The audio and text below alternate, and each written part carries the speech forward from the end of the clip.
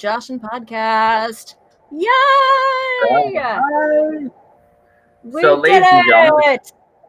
we did it. We did it, kind of. We were a little late in starting because I had to install Minecraft, which I needed help. She held my hand the whole way, ladies and gentlemen. So it's kind of a fun little deal. Normally, I don't use on the weekends.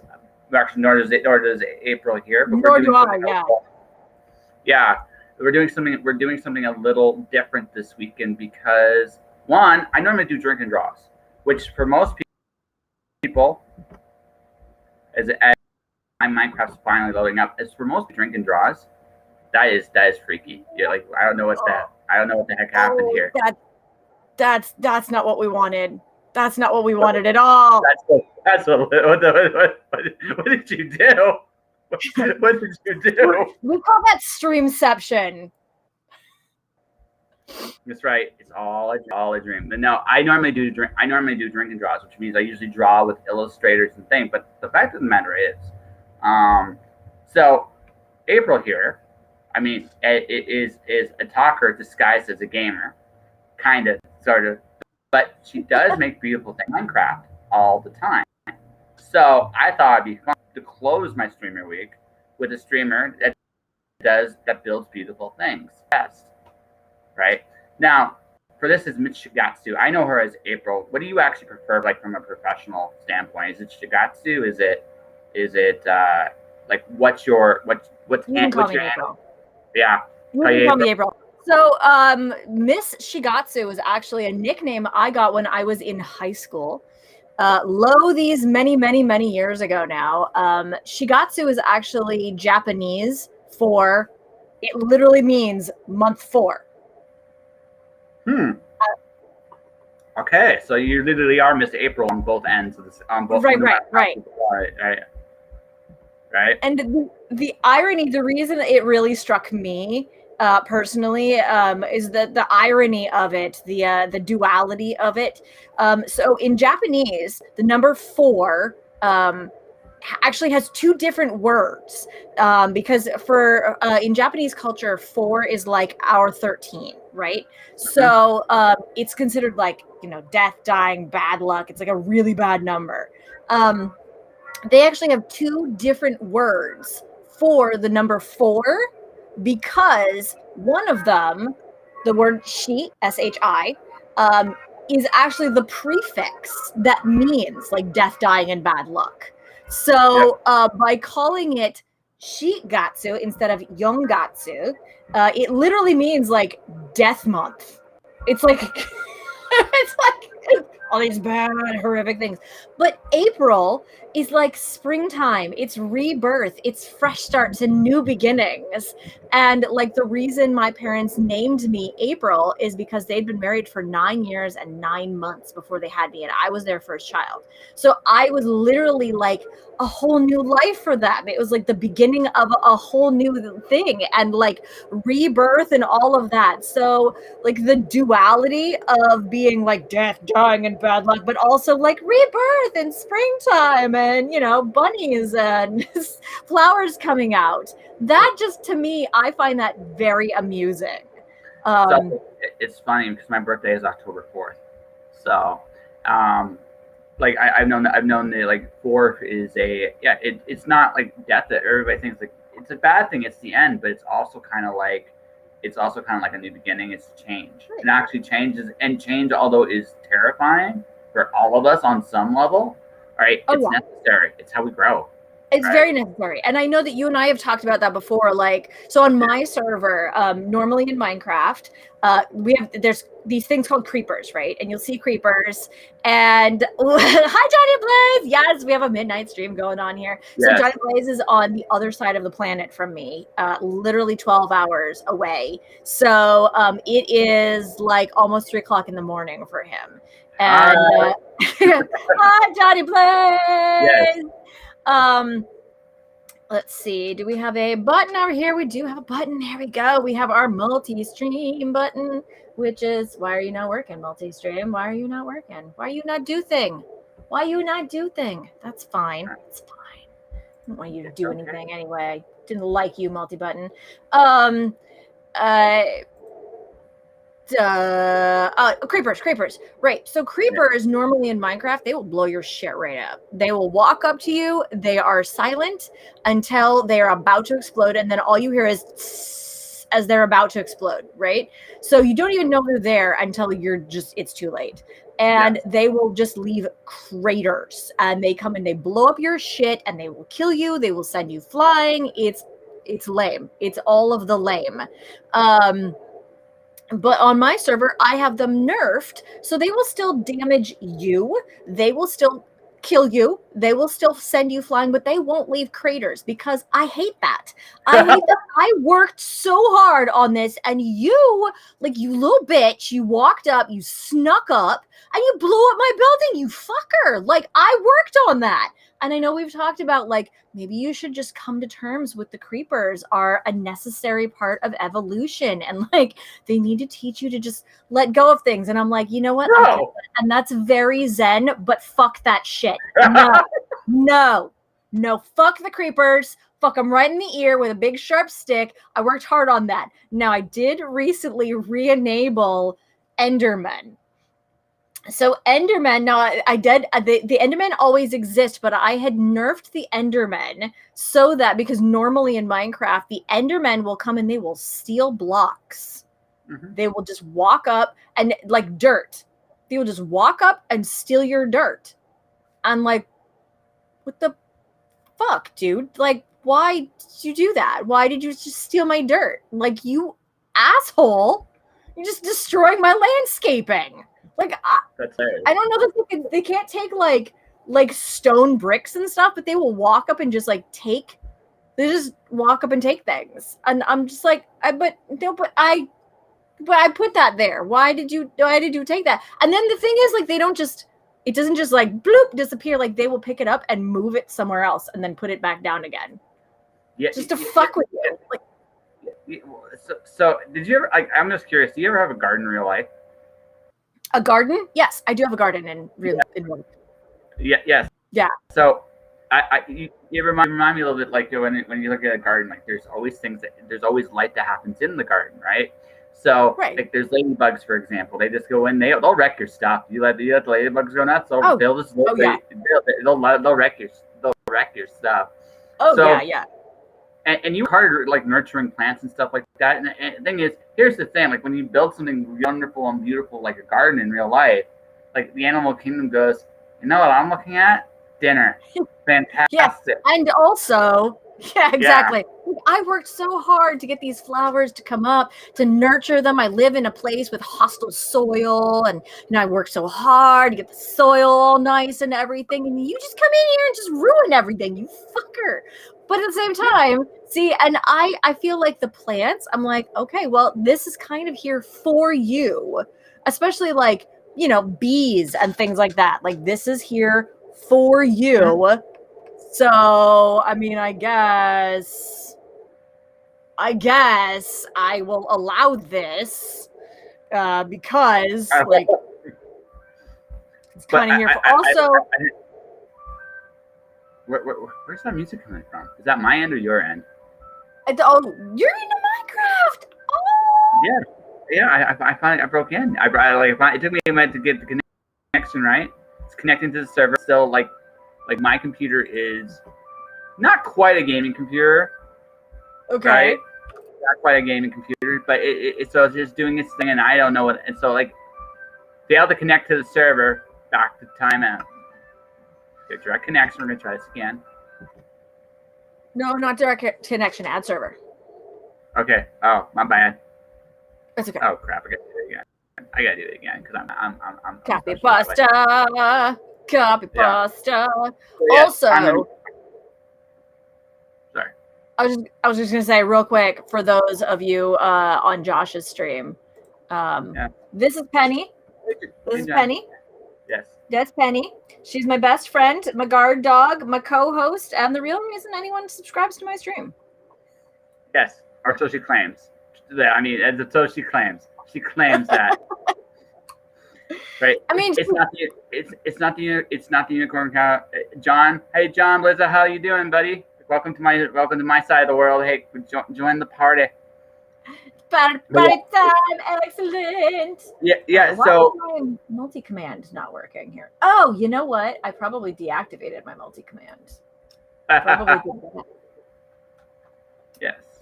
It's So gonna work better if I reactivate I'm it. eventually going to join the Minecraft server, but I figured I introduced. So this is April.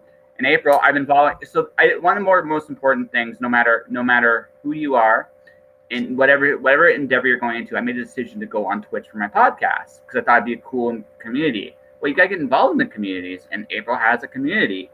In fact, that's the one thing I think I love about streaming is I think streaming creates some of the most impassioned communities out there. Period. And I've been really impressed with like a lot of people will look at it, it's like you're just playing video games, but actually that's part of what you do. But you do having a community is part of what I do. I mean, that's the community is as the real reason I'm here. Mm-hmm. It's about the community, and I don't stream because I think I'm the best looking, or because I think I'm the funniest, or because I'm the best Minecrafter. Like, I didn't get into it because of that. I got into it because there are people who are feeling very alone and are very scared and are very hurt. There are people who need community. There are people who need community right now. And that's it. Like, that's why I got into streaming. It's not because I think I'm the best, but because I think that there's something I can do. There's a message I need. We're just here for the dog. Oh, exactly. Sienna says, we're just here for the dog. Okay, Sienna. Yes. Hi, Sienna. Yes. I try to build people up, Sienna. It's what I do. It's what I've done on my pod.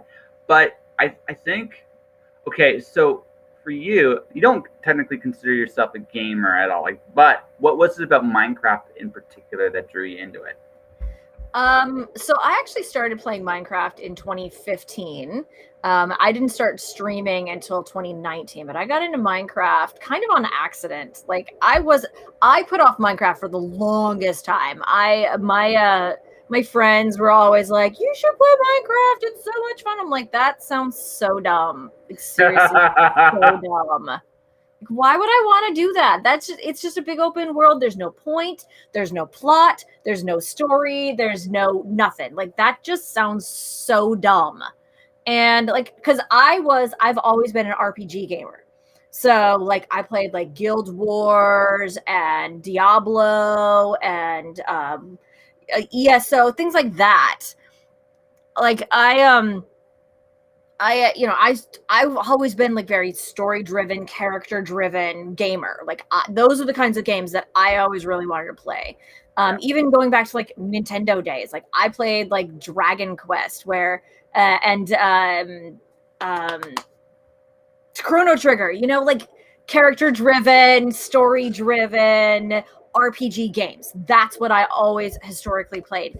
And so in 2014, I ended up moving in with my sister and her husband. I found myself in a unfortunate life situation where I found myself kind of homeless and jobless and living in their basement, and I had no money. And they're like, we play Minecraft. You should come play Minecraft with us. And I was like,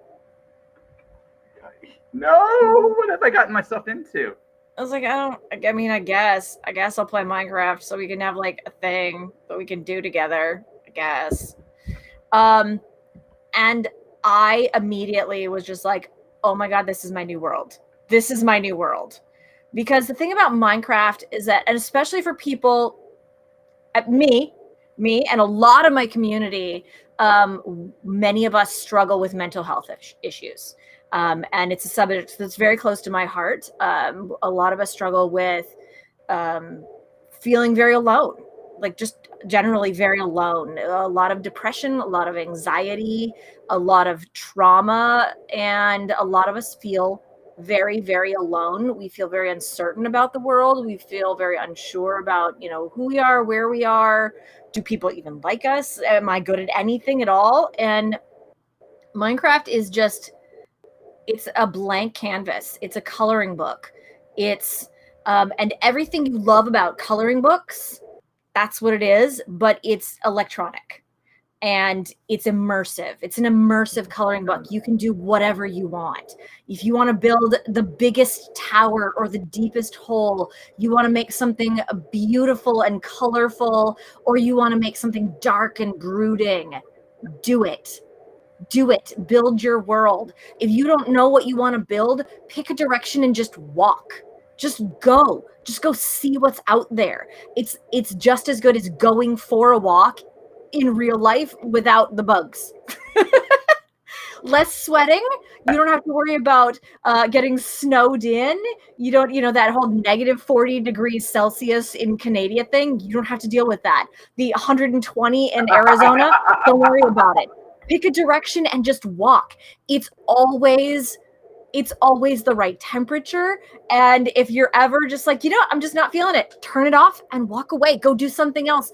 The world literally stops while you're gone, and it waits for you to come back. Your crops won't expire. Your animals won't die. Your friends won't leave.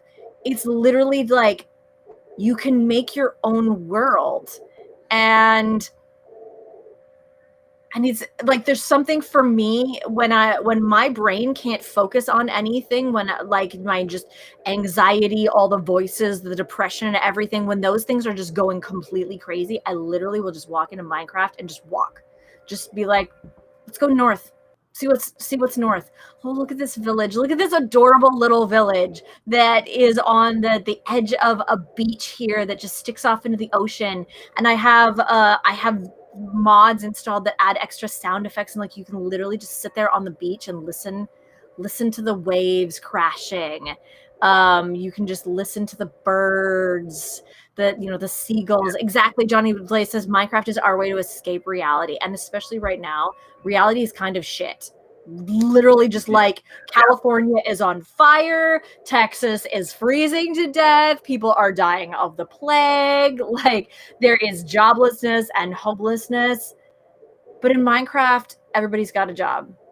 Everybody's got a home. Everybody, even if your home is like a dirt pile on the top of a mountain somewhere, you can make a mansion. You make yourself a beach hut.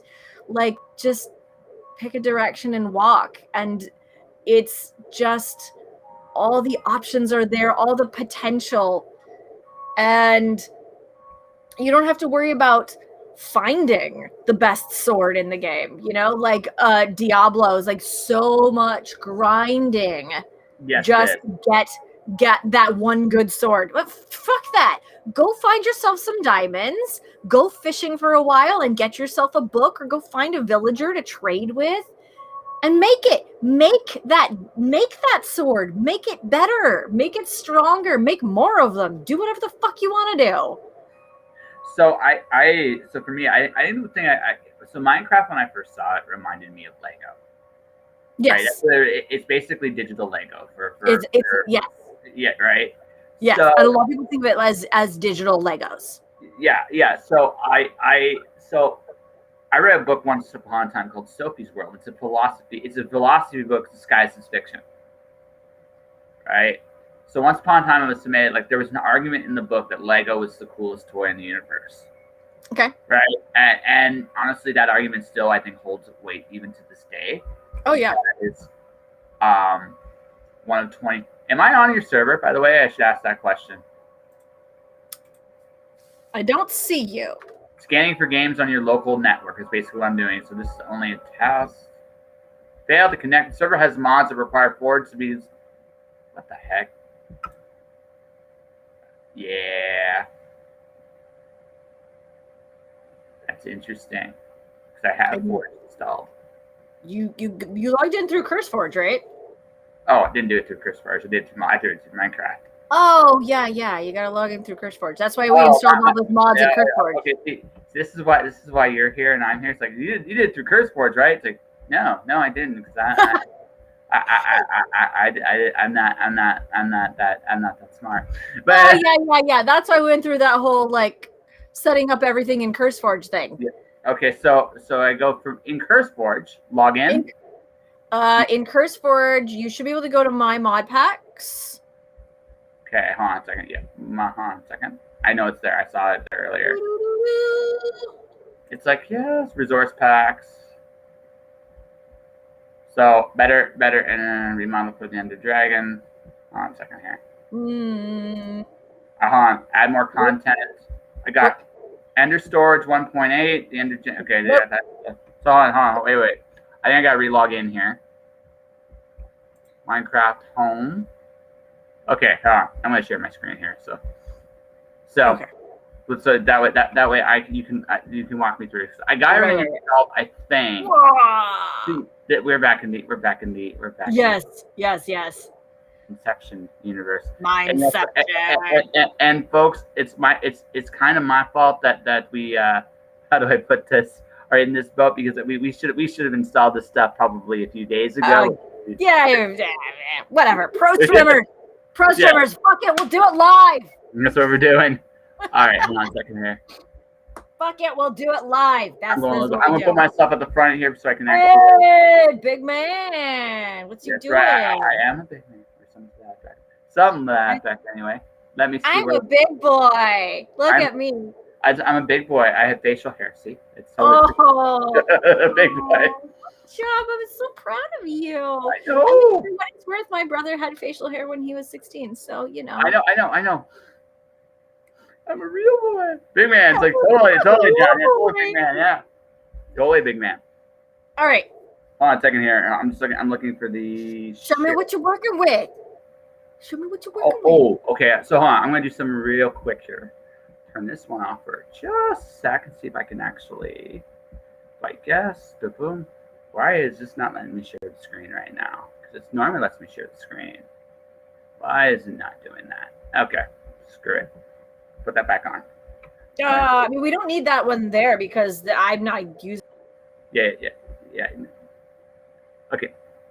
And now you're silent again. Damn it. Yeah. I don't know why. Yeah. It's of course is how this works. Everything that can go wrong will go wrong.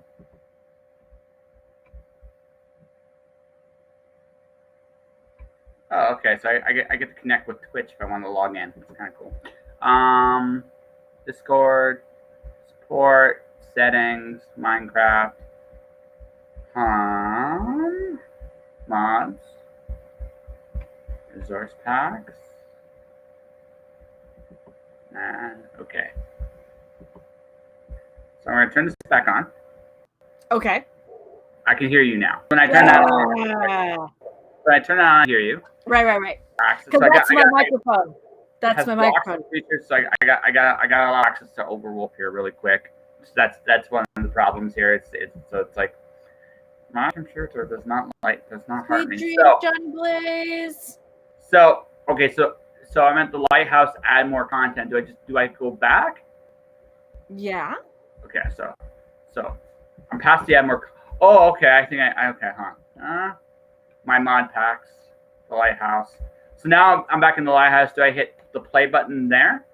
Yes. Okay.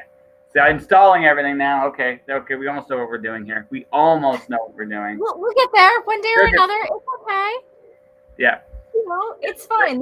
This is a game that preschoolers play. We got this. Yeah, exactly. We know. Well, you know what you're doing. I can't even say I'm a pretty one. Damn it. Okay, so listen. Yeah. Once we get this set up, yep. From here on out, literally all you have to do is open CurseForge and hit play. Yes. So the tricky part is the setup. Yeah.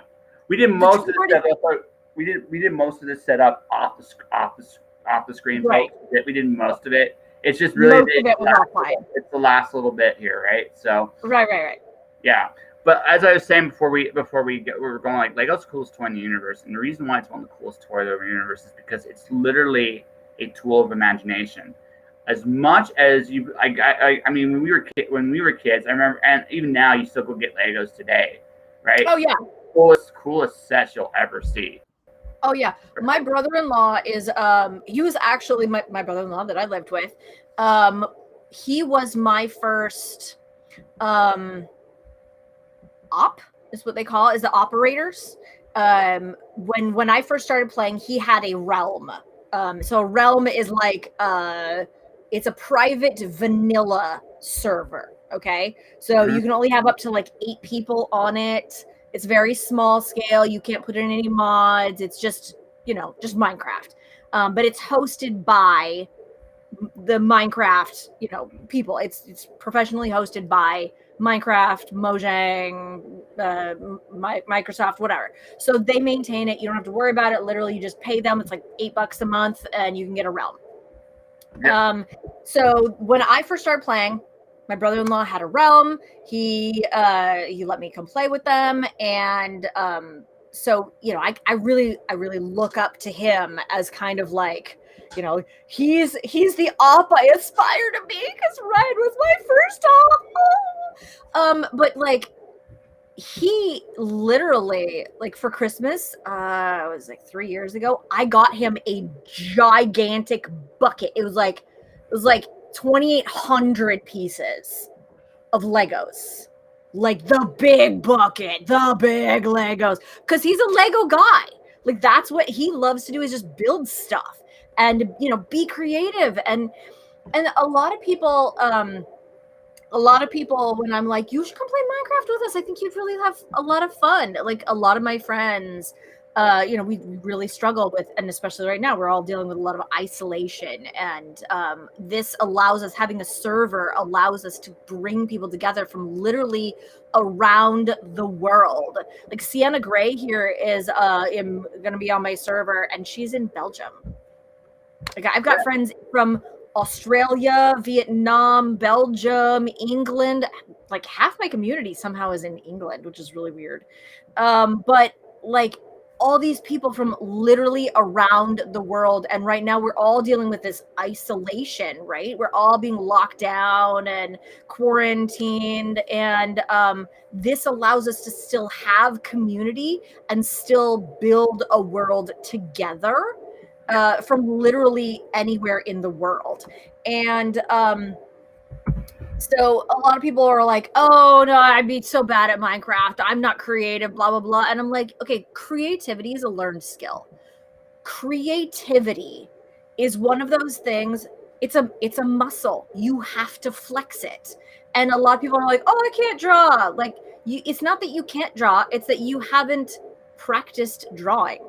Yep. Singing, writing, designing in Minecraft. They're learned skills that you can practice, that you can get better at, that, whether it's designing architecture, designing roads, picking out outfits. These are learned skills that you would practice, and you will get better at it. And if you're just like, oh, I'm bad at that, well, that just means it's a thing you haven't done yet. You just need to do it. Just do it more. Sienna says I'm a nut job. It doesn't matter where people are. If you're weird or a total goof, you're my friend. Here's to the weirdos, the nut jobs, the freaks. That's yes. That's why I start off my show with, ladies and gentlemen, boys and girls, children of all ages, welcome to the house on Sunny Hill. And it originally was welcome to the April show. And I'm not sure if you're familiar with that expression, that whole thing, but that's the beginning of the Barnum and Bailey circus. Ladies and gentlemen, boys and girls, children of all ages, welcome to the greatest show on earth. Yes. That is the beginning of the Barnum and Bailey circus. No, I actually, when you were calling it the April show, I was actually thinking it reminded me a little bit of the Muppets, because I actually hear dun dun dun dun dun dun dun dun dun dun dun. It's time to get things started on the most sensational, inspirational, blah da da da da. I can't. Yeah, exactly. Yeah, but this is what we call the Muppet Show. Oh yeah, it's the fun stuff, right? It's the fun stuff, and that's basically the implication when you go on your show. It's like, you're here to have fun, and like I said, we're talking about Legos and Minecraft, and I think it's cool as Toy Universe, because also you can do so much with both Minecraft and Lego, in the sense that you can teach people stuff with Minecraft. I mean, I would teach DNA with Lego with like 4 colored blocks, because they have language DNA is 4 letters, so they make one a different letter, and suddenly you can teach people how to build. You could literally build dinucleic acid with Lego, which is kind of really cool. And you can do something. And you can do similar stuff with Minecraft. Where Minecraft trumps Lego though is scale. Right? Right. It's the scale of what you can. I mean, you can build that scale with Lego because you can build literally anything with Lego, but it takes a lot more real life blocks to get to the scales. And especially when you've got, if you're in creative mode, you have unlimited access to everything. Yes. All of the blocks, all of the tools, all of the everythings. You have as many as you want, as many as you need. You will never run out. As opposed to Legos, as opposed to Legos, where at some point you're just like, oh, I reached the bottom of the bucket, I ran out. Yeah, so I'm out. That Technodrome will never be finished. Ever. No! Yes. So you are, I mean, you are in my age range. We're not going to say how old you are because I don't want to get beaten on the air. But I'm ancient. What? I'm ancient. I'm so old. That's right. She is literally like right around my age. She was a kid when I was a kid, right? So I'm level 26, Paragon 15. Okay, very cool. I'm level 26, Paragon 13. Aha! So there you go. Hey, really? I didn't realize that you were Paragon 13. Yeah, no, I'm older than I look, and especially if I chop this in like a month, like right? Yeah, this is all going to go away except for the very top of my head, and then it's that picture you sent that is a really good picture, by the way. Yeah, that we posted the other day. There's a really good picture. When I saw that, I was like, "Oh, you look like a writer in that picture. You should be in books and shit. Look at you." Yeah, I know. I got 5 of them. So I mean, it's not like I haven't done it. No, so before the pandemic, like the plan was for me, I was actually going to try to get into the movie industry, right? Because it's the one creative avenue I actually have an IMDb page. Right, we actually have you can find me. Nice. Yeah, no, like it's very, very, very, very quietly. I've just been chasing all my creative dreams my whole life. I need an IMDb page. Yeah, I have an IMDb. I still have like a Wikipedia page. That would be awesome. Like that's how you've hit big time. That might happen. Yeah, complete. Okay, so. Okay, I'm in the memory heap of the early loadings here. So yeah. So okay, so I am going to join the server in a minute or 2 or 3. But no, like I've been all about just it's weird. Like from a mental health standpoint, my struggles have been very different. Like my struggles are different because I'm trying to achieve like big things, not just right. And I've always been a very ambitious, driven, creative person. So it's kept me saner than I think I how to put this. Because I've had a purpose my whole life, I've never been in a position where trying to figure out where I want to go, where I come from. I've always had a compass and a direction about where I want to go. Right. And when life kicks me never felt like, who do I want to be when I grow up? Now, I like everything else in my life I found by accident. Right? How was Slender Tuba not following you? What the hell? I don't know. Okay, well, Slender Tuba was following you now. I think I was following you, and Twitch unfollowed you. Yes. Yeah, I don't know. No, it's one of those. Okay, ooh, I felt that. What's happening with my server? It's coming up. So it's coming up. That's okay. It's moving. It's coming. It's happening. We're getting there. Memory heat 580. Oh yeah, it's gonna be a while out. No, so it's interesting for me because because I do this podcast, right? I get to interview so many different people, so many different points. It's like I think a lot of people, if they looked at my situation right this minute, would be like, why aren't you depressed? Because I literally have nothing right now. All right, I'm at that point. Like I'm literally, I was supposed to start going back into a day job 2 weeks ago, and my job got put on hold due to the chip shortage. So I got to wait another 2 weeks, and I'm not like I have. Yeah, the because of the computer chips being shorted, auto parts aren't being made right now. That is insane. It's insane how we don't think about how everything is like tied to each other. Like, you know, the ship in the Suez Canal stops things moving, and everybody's like, oh, that's a thing that happened, like, you know, like half a world away. Oh, but yeah, also it means that we can't get stuff to some other part of the world, and so now cars can't be made. Yeah, that's pretty much it. That's pretty much it. Like that's it. And so I was supposed to start 2 weeks ago. I was going to make some adjustments with the podcast. I'm actually kind of happy it worked out this way because I get to commit to all my interviews for April, like the month of April. Not just to you, but to everybody, right? So, and that's great, and I'm liking it. And I'm in a situation right now where, like, I have a place to stay, I have food. I'm not suffering really in any way, shape, or form that way for the time being. But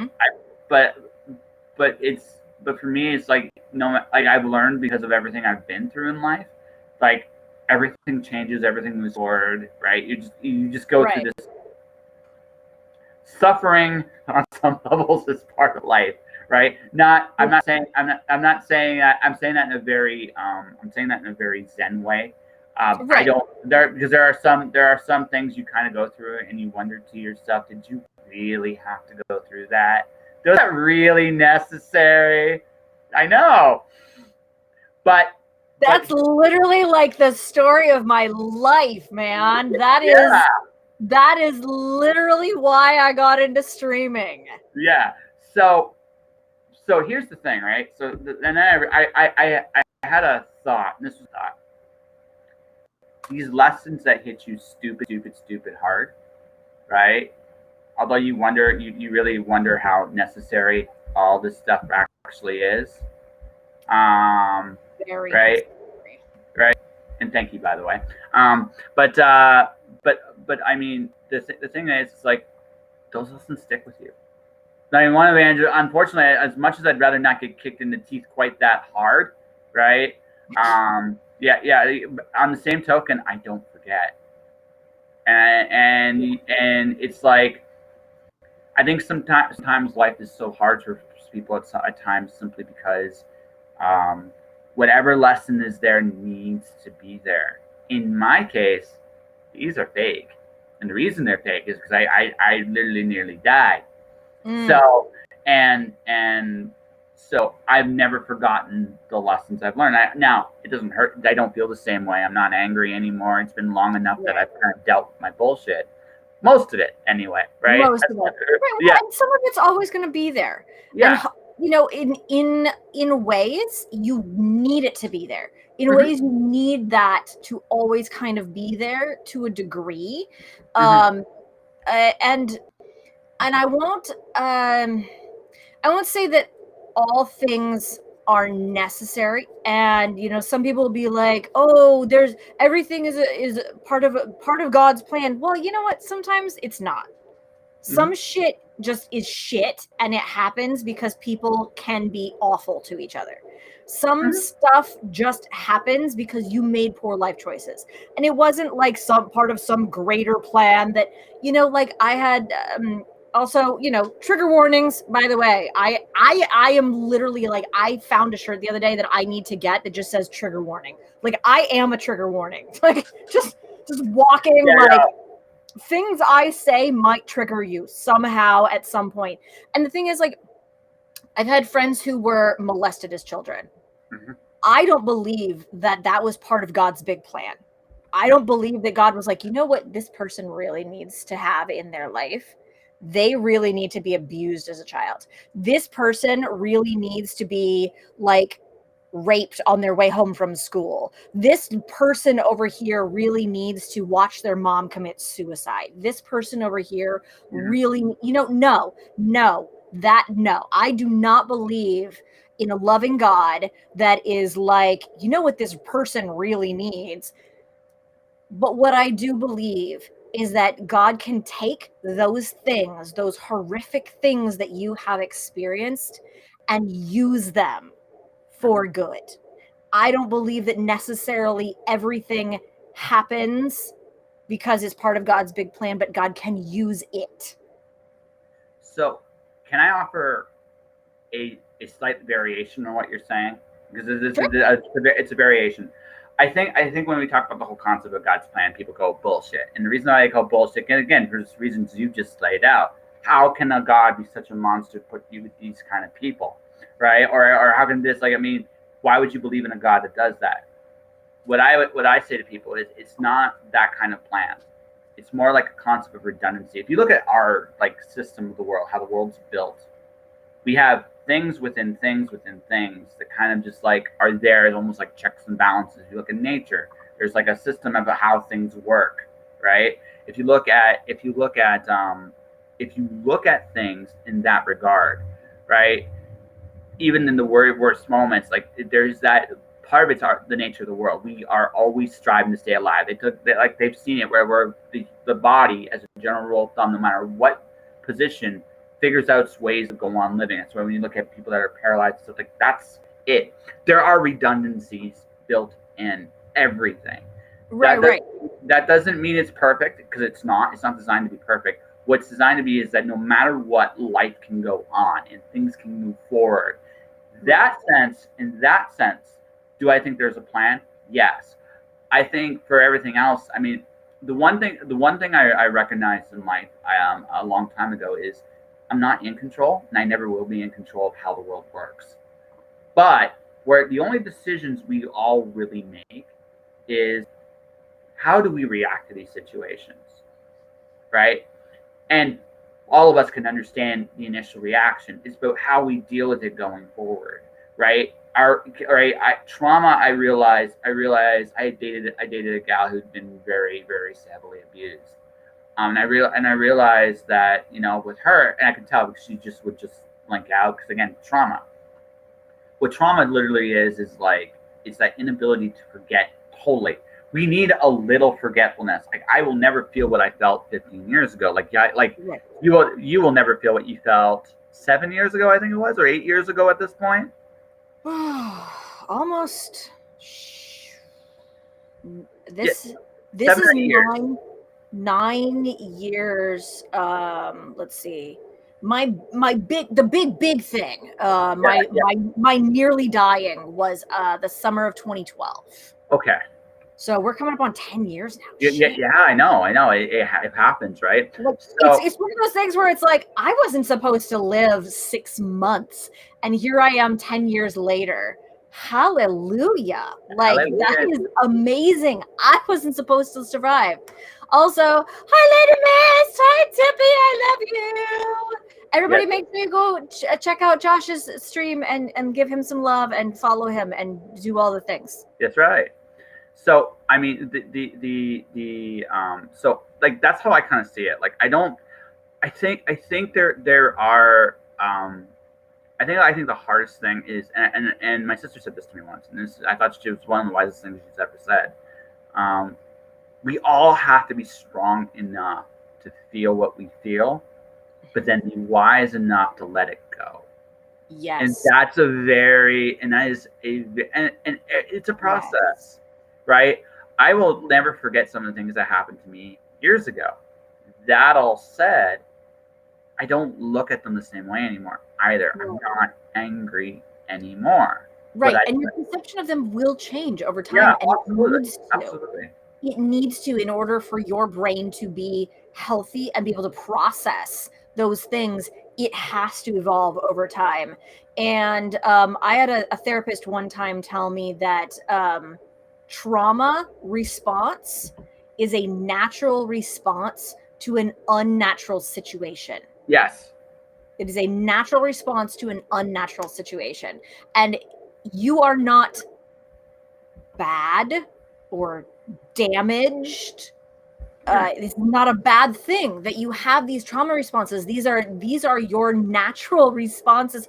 If we think of our trauma response to being attacked by a bear, and then suddenly you're like afraid to go into the forest. That's a natural response to an unnatural situation that happened. Like, that is your body naturally saying, hey, last time I went into a forest, I got attacked by a bear. Maybe I should be reticent about going into the forest again. That is very natural. But we don't look at it the same way if your trauma is, I got assaulted walking downtown. And suddenly everybody's like, oh, well, you're just paranoid. Well, no. Last time I went downtown, I got assaulted by a bear. So I am now afraid of getting assaulted by a bear again. It's just that the bear happened to be a person with a gun. Like, it's the same thing. It is a natural response to an unnatural situation. And you're not bad for having those responses. What's important is that over time we be able to process those responses and frame them in a different way, understand what happened, and then be able to step back and look at it from the big picture and go, okay, yes, but how many times did I go downtown and I did not get assaulted? How many times did I go to the gym and I did not get threatened? How many times did I go, do these things and did not have that? Just because it happened that one time and my brain says it's going to happen again, it doesn't mean it's going to happen again. Yes, no. I should be prepared in case it does, but don't be so paralyzed as to think that it's going to happen. Don't let it stop your life. Yeah, no, like that's the thing. Like, it's a very tricky balance. So it's like, I was thinking about this because when I look at COVID, right, I look at the fact that, and we're not going to go into COVID therapy. I certainly don't want to talk about the disease at this point. But I for me, it was like looking at recent history. And one of the things I noticed is that we tend to overlook that a lot of the things that happened during the last year have happened before, and even in my lifetime has happened before. We just tend to forget some of the things, some of the things. And then I was thinking about that whole forgetfulness thing. Well, on the one hand, that means we're constantly somewhat always going to make the same mistakes. That's just human nature. It doesn't make me feel quite a dumbass to be like, I forgot about this and I screwed up again. It doesn't make me feel great. So. Oh, right. That whole Ebola thing. There's that. I mean, but there's also AIDS. There's right. Flu, right. And these aren't far away. Even I'm in the camp right now. I'm kind of cautious about the whole vaccine because in '76 they screwed it up. It's also screwed up in a few other points in history when it's this fast, this new, this thing. So I'm like, I'm gonna be patient. Because history has shown me that we're technologically smarter, but ethically, well, I'm gonna wait. And that's just me. Right. That's me. Right. And that's my decision based on the history I've seen. Right. But at the same time, we look at it and go, how many lives did the polio vaccine save? Sure.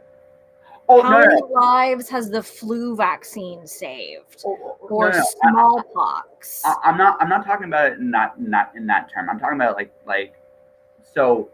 I talk about it like this. There is like in a couple of these vaccines, they're still relatively, in terms of how they were built, right, experimental. Right. And it's not that vaccines are bad. It's just that this is kind of new. Let's, Well, here's the thing. So this is how I look at it. Like, in particular, these ones, right? These ones. We don't have a long-term data plan on any of them. Normally, like you're talking about the flu vaccine. When they did the flu vaccine, they put it in testing for 2 years during World War II with soldiers. They would inject them with it and see what it would look like in the long term before they released that into the public. This time around, we didn't have that luxury. like I said, we could. That one's there is. It's worrisome to me. In one sense, anyone going this year is kind of there is a lot more risk than I think personally. Like I've been a little more hesitant on that one. But that all said, right? That's why I'm gonna wait 2 years. Because that's gonna be like because then we're gonna know for sure, right? And one way, Right. right? And that's it. Like because this has happened before. Right. And so I'm going. That's how I'm treating. I'm not. This isn't me saying that all vaccines are bad. I had this conversation literally yesterday with somebody else on the stream. That's not what I'm saying. What I'm saying is there is a lot of pressure to get a result right now. Right. And like any other industry, when there's that much money put into something, there's a certain expectation of a result. That's just that's not just vaccines. Right. That's everything. So I'm gonna wait because I'm just gonna wait because I'm just gonna just like you know what like I said I'm cautious because I've right. That's me. Well, and I think there's a lot to be said for living in a position where you can be cautious. Sure. You know, there's a lot to that. Me, for example, I'm on an immune suppressant. Yes. So my life is in danger leaving the house. Yeah. Oh yeah. And so not getting the vaccine is kind of a huge hindrance on my life. Everybody's in a different position, and right. I understand that, right? No, I'm not. I'm like again. Yeah. I'm not judging. No, and no, I don't blame you at all for being hesitant, for wanting to wait and see how things happen. And yeah, I don't blame you at all. Yeah. No, like honestly, like the one group of people in this whole time that I thought no matter which way this was going to go, we was going to get the shaft. People were being compromised because there's what can I tell you? Like really, there's nothing I can tell you, right? I don't get I hardly get sick. Like in comparison, I've had one flu in 20 years. Like I don't get sick. Right, or if I do get, I'll get a cold like once every 5 years. Like I don't get so I don't. Right. So, well, and here's the thing. Here's the funny thing. Yeah. Before I had Crohn's, I never got sick. I worked in a preschool for a year, and all the other teachers were like had the sniffles. Kids are notorious just germ. Oh yeah. Right? Just germ factories. And I worked in the infant class of a preschool, and all the teachers were just constantly like, hey, hand sanitizer, washing everything, and they were still just like the sniffles, the whatever, just germs. And I'm just like, whatever. I never got sick. I've never had the flu. I've never had pneumonia. I've never none of these things. I never got sick. And the running joke is that my superpower is that I have a hyperactive immune system that is so badass, so good at what it does. It took to beating up my internal organs for shits and grins because it had nothing better to do with its time. Yeah. So in order to keep my immune system, my hyperactive, badass, Superman immune system from destroying my internal organs, I had to go on an immune suppressant because it was literally my immune system was so badass, it was destroying my intestines because I had nothing better to do with my life. And now I'm like just a normal person. Like I'm it's funny to me, like I still rarely get sick, but I don't know if that's because I'm like kind of hyper vigilant about the germ thing now that I know I'm on an immune suppressant, or if like I'm still just like Superwoman over here. Probably a little column A, column B, probably a little bit of both. A little bit of both. Yeah. A little bit of both. Probably a little bit of both.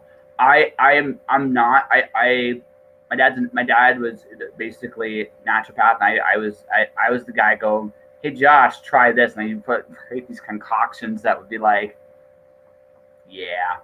It's just one of those things where it's just like palatability. I can stomach a lot. Like I can really, really stomach a lot now as a result of my growing up. But I also like hardly ever got sick.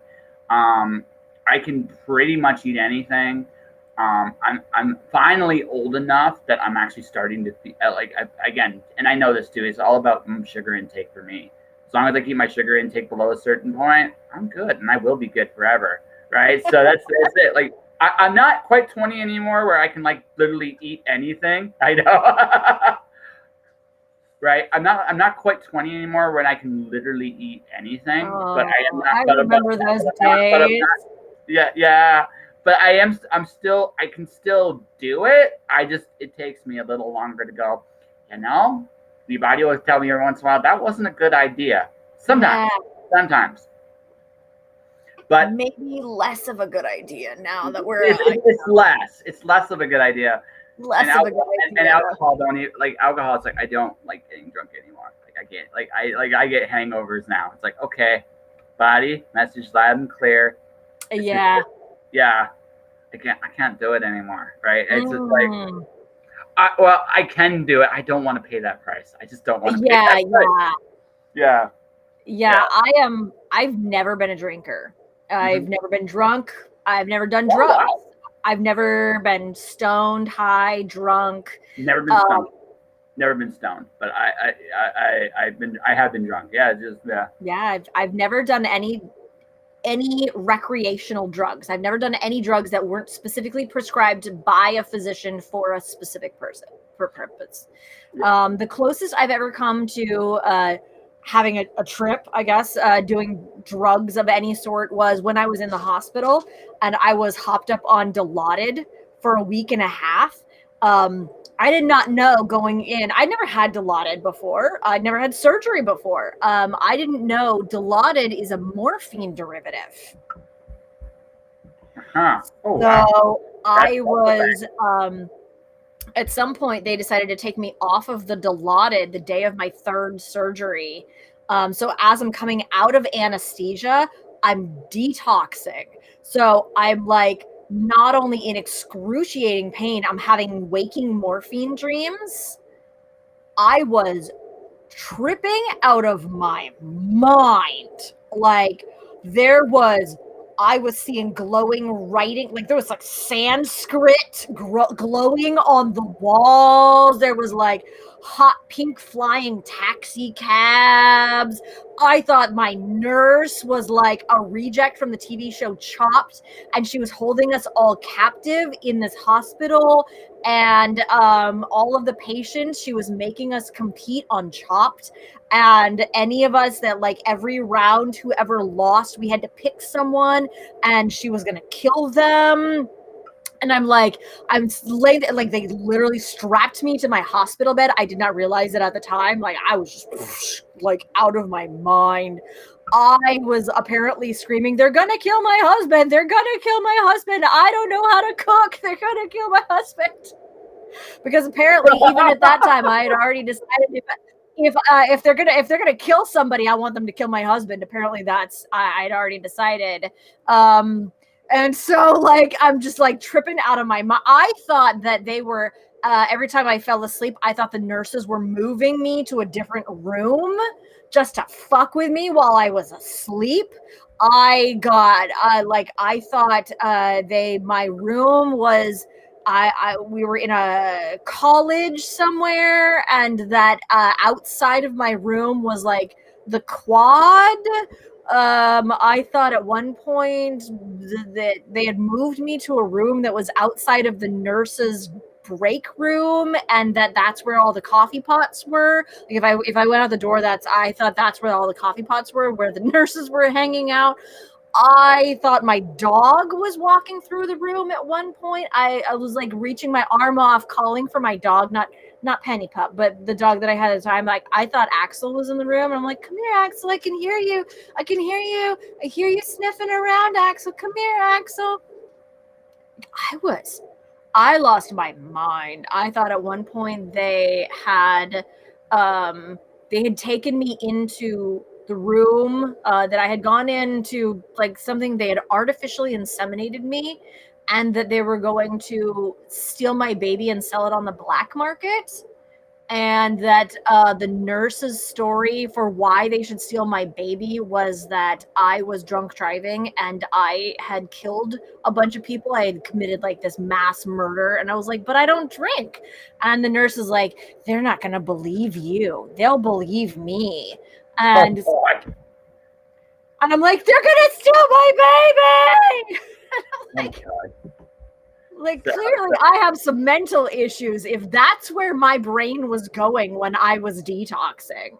Like, so it is. I don't know. It's usually issues like something you said earlier. Just for you, that was in a natural state, and your mind was trying to process it however it was going to do it. Right. And maybe once upon a time, you know, like kids were something you considered. Right? I don't know. Right? Preschool. Yeah. It's not. I've never wanted kids. I've never really like desired to have children of my own. I don't dislike children. Yeah. I just never wanted to have any of my own.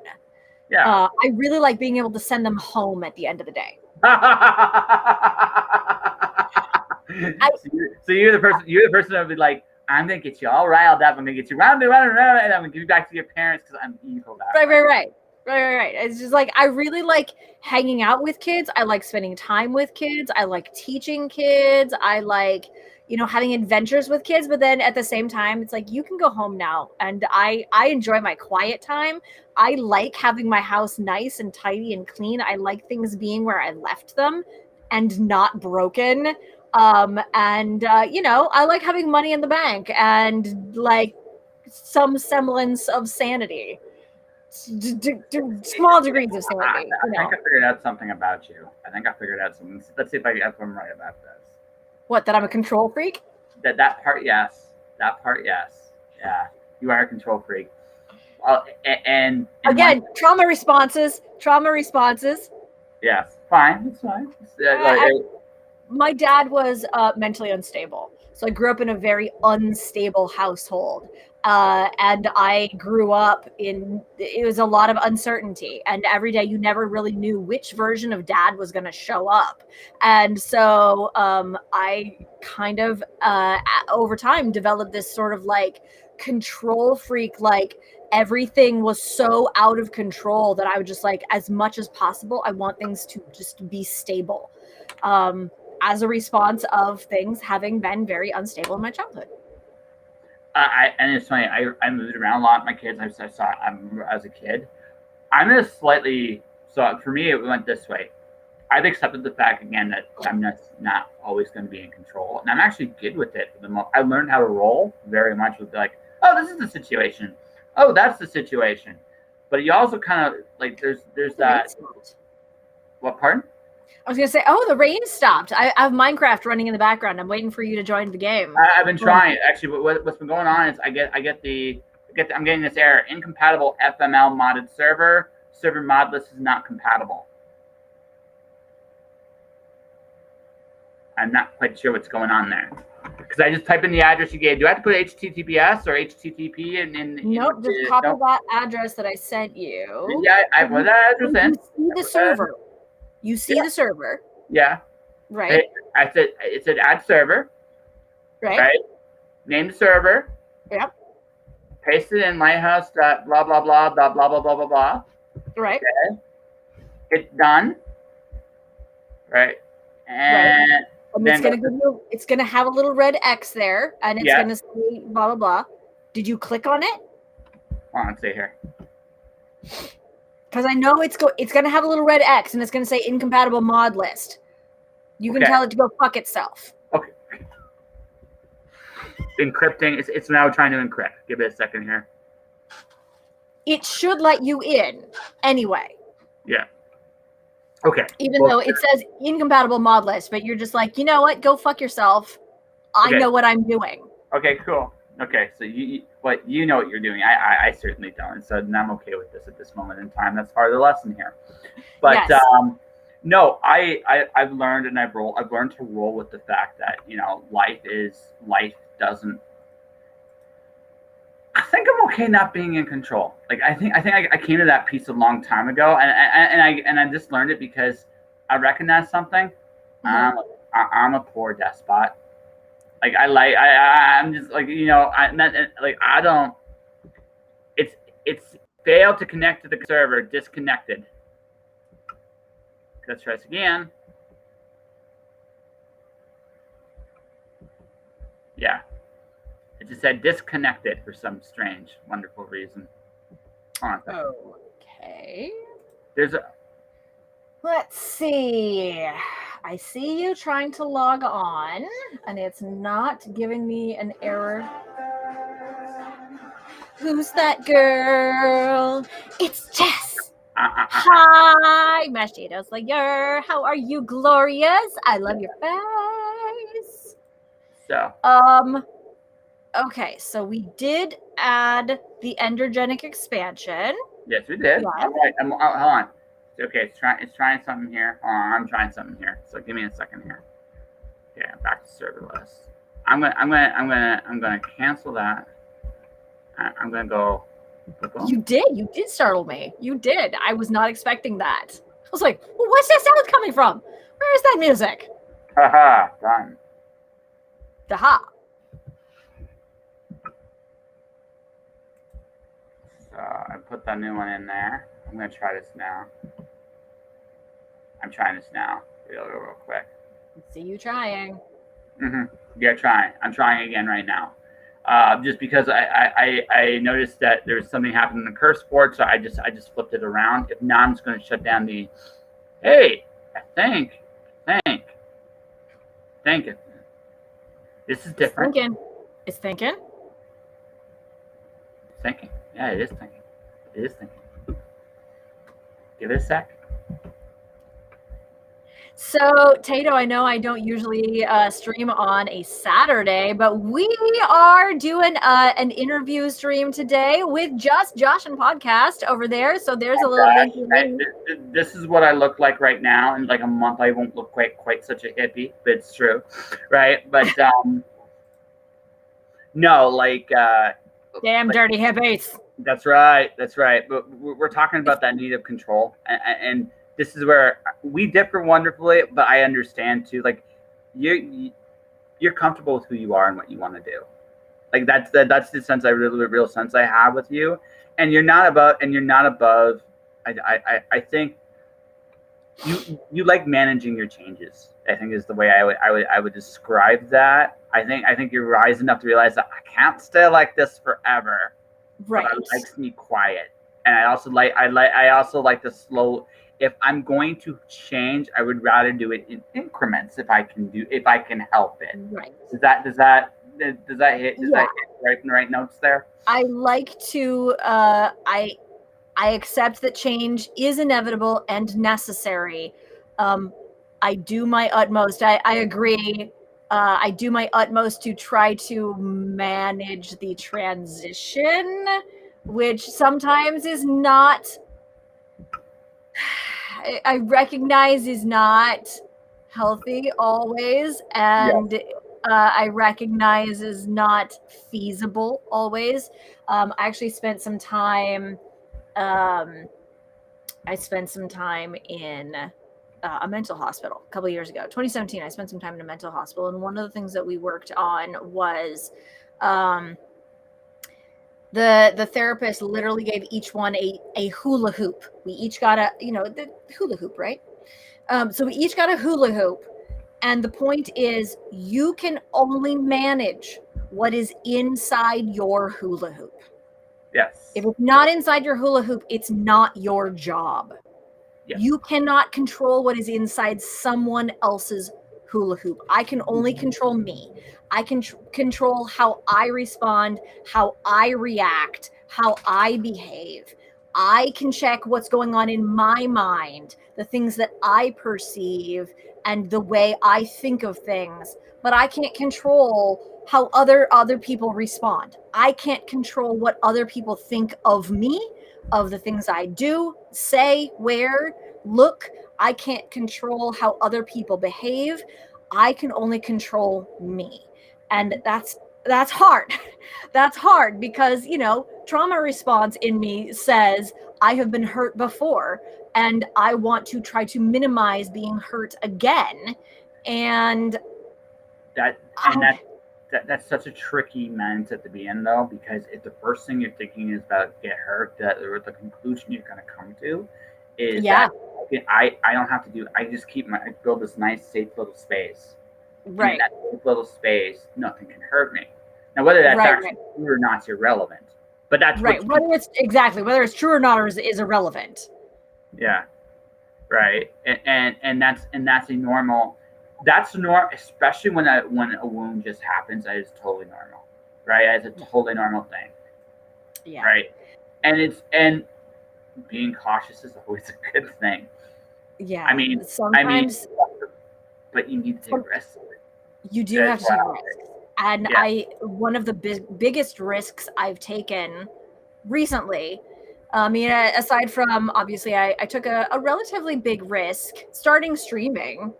I had literally never used Twitch before when I started streaming. I have a lot of experience in various forms of media and performing arts. I've done theater and choir and dance and band and all. I've worked in TV, I've worked in radio, I've worked in web development, all these things. So I've got a lot of experience doing those kinds of things, but I've never specifically I never streamed video games before, and I was like, I don't know how I'm doing this. And last time I had any sort of internet camera presence, I was in my early 20s. That was literally time ago. And now that I am post-marriage and post-career, I talk like I'm, some ancient old woman here, in her 60s, but I feel like I'm a completely different person than I was when I was 20 and I was doing these things before. I'm now, before I was, this 21-year-old college student, living on my own. I was in an apartment. All these things, and now I'm I'm divorced, I'm on disability, I've done 18 years of web development and moved on with my life, and I feel like yes, I am an old fogey. Yes. Falcon Gray, I'm an ancient old woman over here. And I feel like I have a completely different mental perspective than I did, and I look at it, and at the time I was just I'm young and I'm hot and I'm hip and everybody wants to see me, and now I'm like, I'm getting a little long in the tooth, and I don't know if anybody wants to see me, but I felt like there was a thing I needed to do, a message I needed to get out there, and I'm like, I got to do a thing, and so let's go for it. But I actually started dating again. I asked someone out this last year amid the pandemic, amid the plague. I asked someone out for the first time in literally 5 years. This is the first time I've actually seriously dated someone that wasn't just hey, you're a person I'd like to, hang out with. I'm bored, you're bored, let's kill some time together. This is the first time I've actually I kind of hope this actually goes somewhere since my divorce in 2014. And it's scary. It's so scary. It's there's a difference. There's a completely different mentality, but when you're just hey, let's kill some time together, as opposed to let's potentially maybe build a life together. There's a completely different mentality there, and it's scary. It's scary. And for someone like you, it's doubly scary because no matter, you can do everything right in this situation and still lose. That's the truly terrifying part, right? Not it. I mean, I just didn't really start doing relationships until a little later in my life, partly because again I'm watching the trauma my parents went through in divorce. Also, although I do love my dad, bless his heart in a lot of ways, he isn't exactly the best example when it comes to. And I learned something very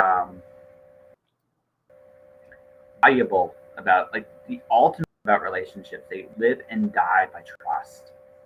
Yeah. Which means that's the thing, right? It doesn't matter what the relationship is. All relationships are that way. But Right. relationships really intimate. Like relationships are as intimate as they get, and no matter what kind of relationship you have, there's an intimacy there that has to be respected, and boundaries have to be respected, and you are literally trusting somebody at your most vulnerable. Absolutely. And that's a scary. See, and absolutely. I had kind of the opposite situation to what you did. My parents stayed together until literally my dad like up and just died one day. They did the whole till death do us part thing. But they were miserable. They did not get a divorce because they were of the, we made a commitment and we're gonna stick it through. We're gonna make this. They were miserable. And like literally as kids, one year my siblings and I talked about getting my mom divorce papers for Christmas because we were so miserable. And we were like, honestly, we'd rather have a broken home than this because this is awful. Yeah. And they didn't. They stuck it out. And I remember growing up and I married someone who unfortunately was very much like my dad. And it was a very unhealthy relationship. It was incredibly unhealthy. It was a very abusive marriage. And I remember thinking at one point, I now understand my mom. I understand why my mom stayed in that marriage.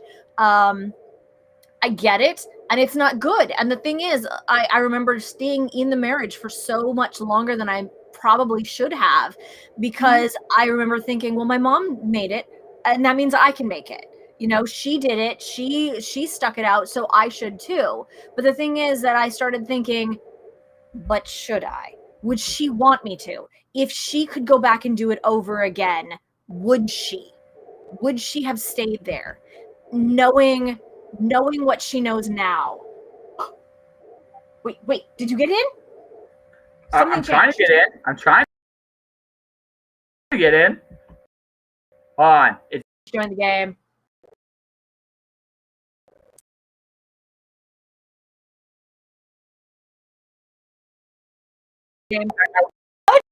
Join the conversation though. Button. It's doing the memory heap again, so I'm hoping this time it gets all the way through. Okay. I don't. How much memory do you have on your computer? What? How much RAM does your computer have? Oh shit. I know this is probably a little less than it needs. Probably. This is a very scary question. Because one thing we can do is we can increase the amount of RAM that Minecraft has been allocated, and that can help it run. Yeah, no, it's not the running question. It's like for whatever reason the server said encryption, nope. So I'm like, okay, I'm gonna go back on CurseForge. I'm gonna redo it. That's what I'm doing right now. I'm gonna do the memory heap thing. It'll do its thing. I'm gonna give this a try. We're gonna do this try number 2. If this blows up, if this goes like this, yeah, then we're gonna do the memory allocation. We really should have done this days ago, but that's okay. We should have done this days ago. It's okay. Fuck it. We'll do it live. That's what we're doing. Fuck it. We'll do it live. I'm not sure if you get that quote. Do you not get that quote? Yeah. Hey, we're live, pal. That's the other one. It's like we are live. No. It's from the one where why am I blanking on his name? The TV guy, who was like he was trying to go through his lines before the show, and he just kept fucking it up, and he was just he literally just goes, "Fuck it, we'll do it live." Yes. So yes, it's literally a thing. It was TV. Thank you for the host, Lois. And I know streaming on a weekend. I normally don't stream on the weekends, but here we are streaming on a weekend. We are co-hosting with Just Josh and podcast. We're doing a little interview. Too much talking. Well, we're doing. We were hoping to get into this to the modding at this point, but I mean, we're still having a wonderful conversation at least, and I'm enjoying that. But going back, like for me, it was I watched. So my family has a history of mistrust, right? Right. In this, And I realized it took me until I was out of the house to fully realize this, and that was my grandmother has issues with women, and it transferred kind of with dad to some degree because of how he got burned. So so when I look at, so it's really odd now because I'm in a weird spot with that because I am sincerely hoping when I do introduce him to different women I date that it doesn't end up like it was my grandmother did with my uncle. Because that will be terrible. That will be a terrible spot, and I'm gonna but I mean, I've watched him, and it's just like I don't want to be that. And that doesn't mean there aren't lessons to learn even from that. Like I think the one thing I've learned about relationships too is your partner makes you or breaks you. Yes, your partner, the partner, the relationship with the partner, all of that. It makes it's a huge deal. And the reason that I'm hopeful this time, I've kissed a lot of frogs. I've kissed a lot of toads, and it wasn't until just a couple years ago that it finally really occurred to me, after many years of therapy and a lot of soul seeking or soul searching and, just really looking over my history. All of these years, I have been dating my dad. Mm-hmm. I have been trying to reenact the unhealthy relationship I had with my dad, trying to force someone to love me in the way that I felt my dad never loved me. Trying to find some sort of, mend those things that in me that I felt never got mended with my dad. Mm-hmm. And my dad passed away in 2008. Yeah. This will never be fixed. These bridges will never be rebuilt, and our situation will never be rectified. But some part of me continues to pursue these unfixable relationships, these emotionally unavailable men, to try to have that relationship and force them to love me in the way that I felt like my dad never did. And then when invariably they fall through because they are destined to fail from the beginning, because it's not the right relationship. When they fall through, in my mind, all it does is simply verify those hurtful things that my dad always used to say. And, it confirms to me I am unlovable, I am unworthy, I am unvaluable. I'm not invaluable, but unvaluable. I have no value, and I am unworthy, I am unlovable. And that's not the situation. It's what I'm trying to work on in my mind is simply that not everyone is meant to love everyone else. Yeah. Not everyone is going to be in love with me, and not everyone is my ideal partner. So the guy I'm seeing now, I have known since 8th grade. Ooh. I have known him literally like 25 years. And 25 years, he's been my friend. 25 years, he has stood by me, thick and thin, big and small. We have seen each other at our best and our worst, and he's still there.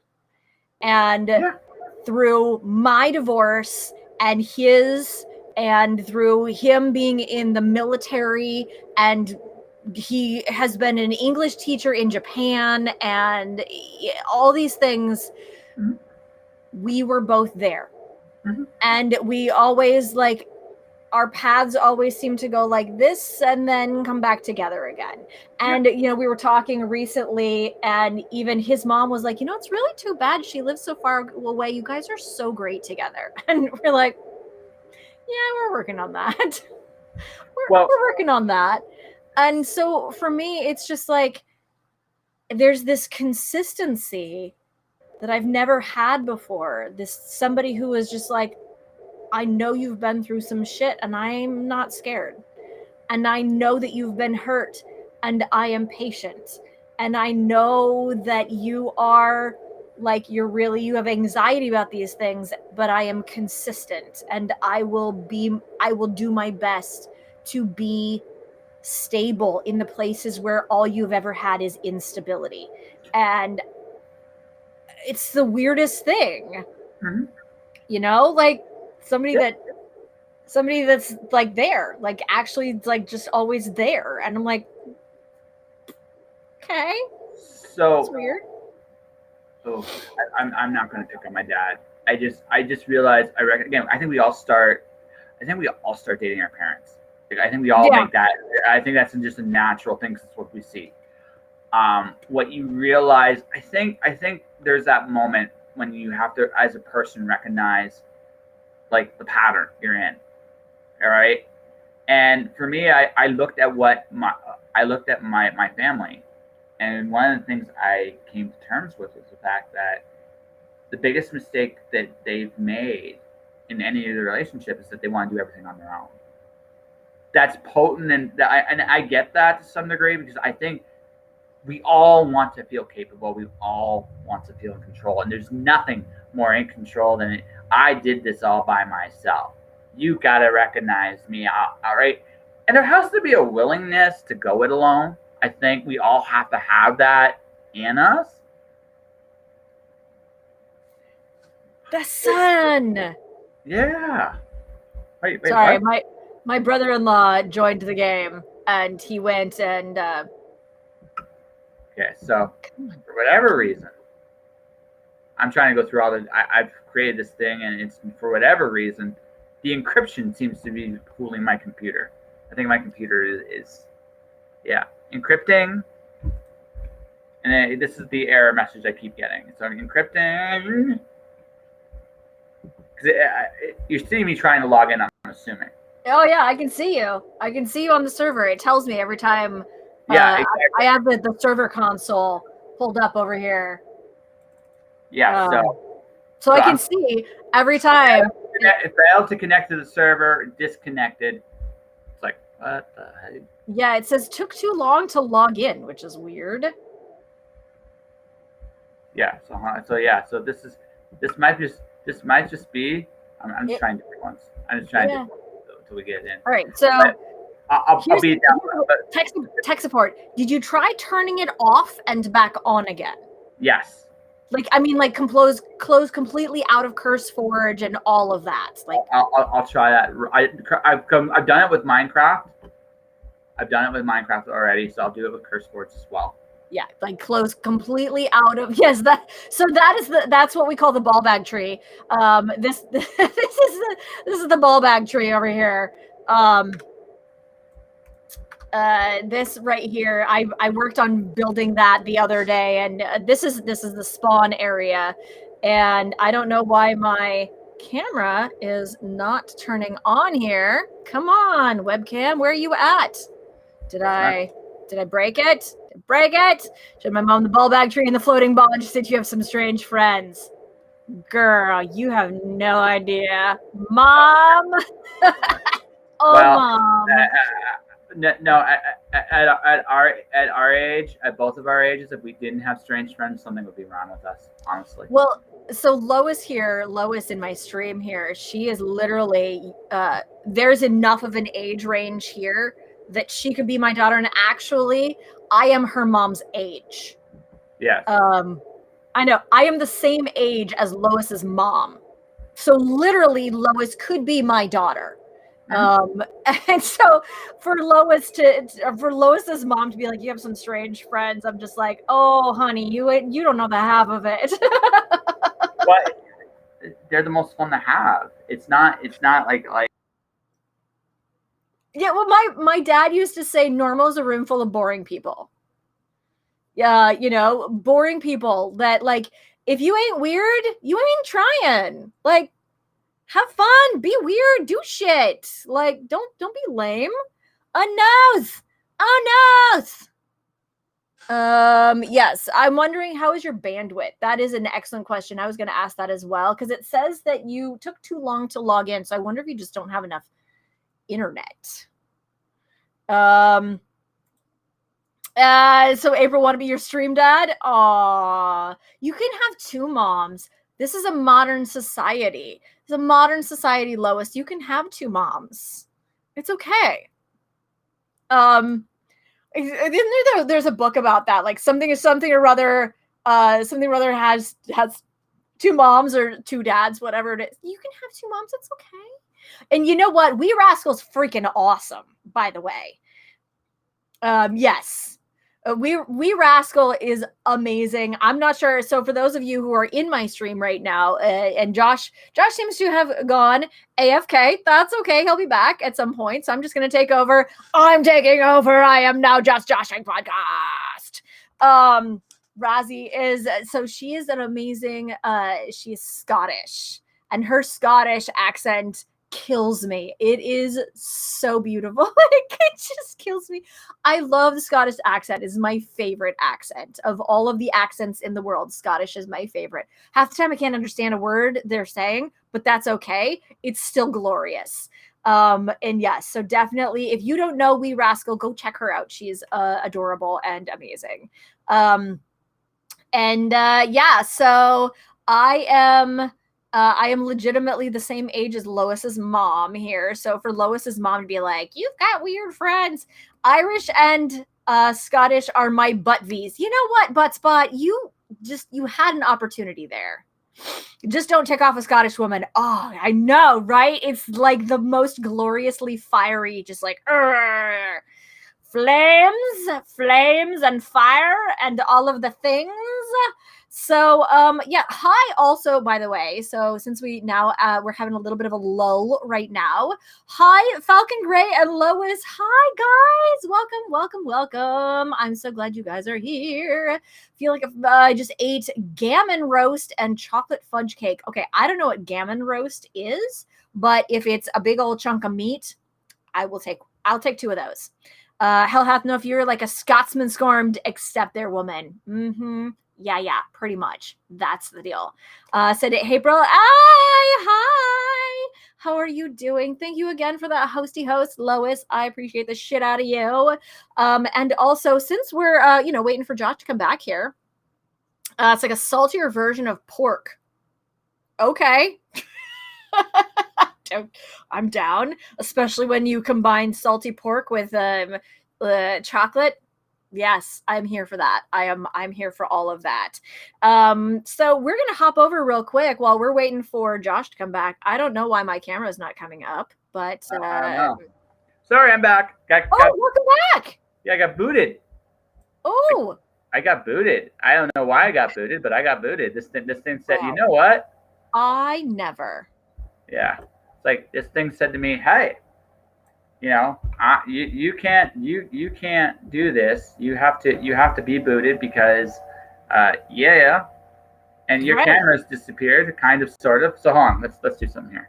Yeah. So I was just gonna show off, since we can't seem to get you into the game just yet. Yeah. I haven't given up. It may have to happen off stream, and we'll figure it out later. But yeah, and we can continue our conversation this way too. Hold on, give me a second here.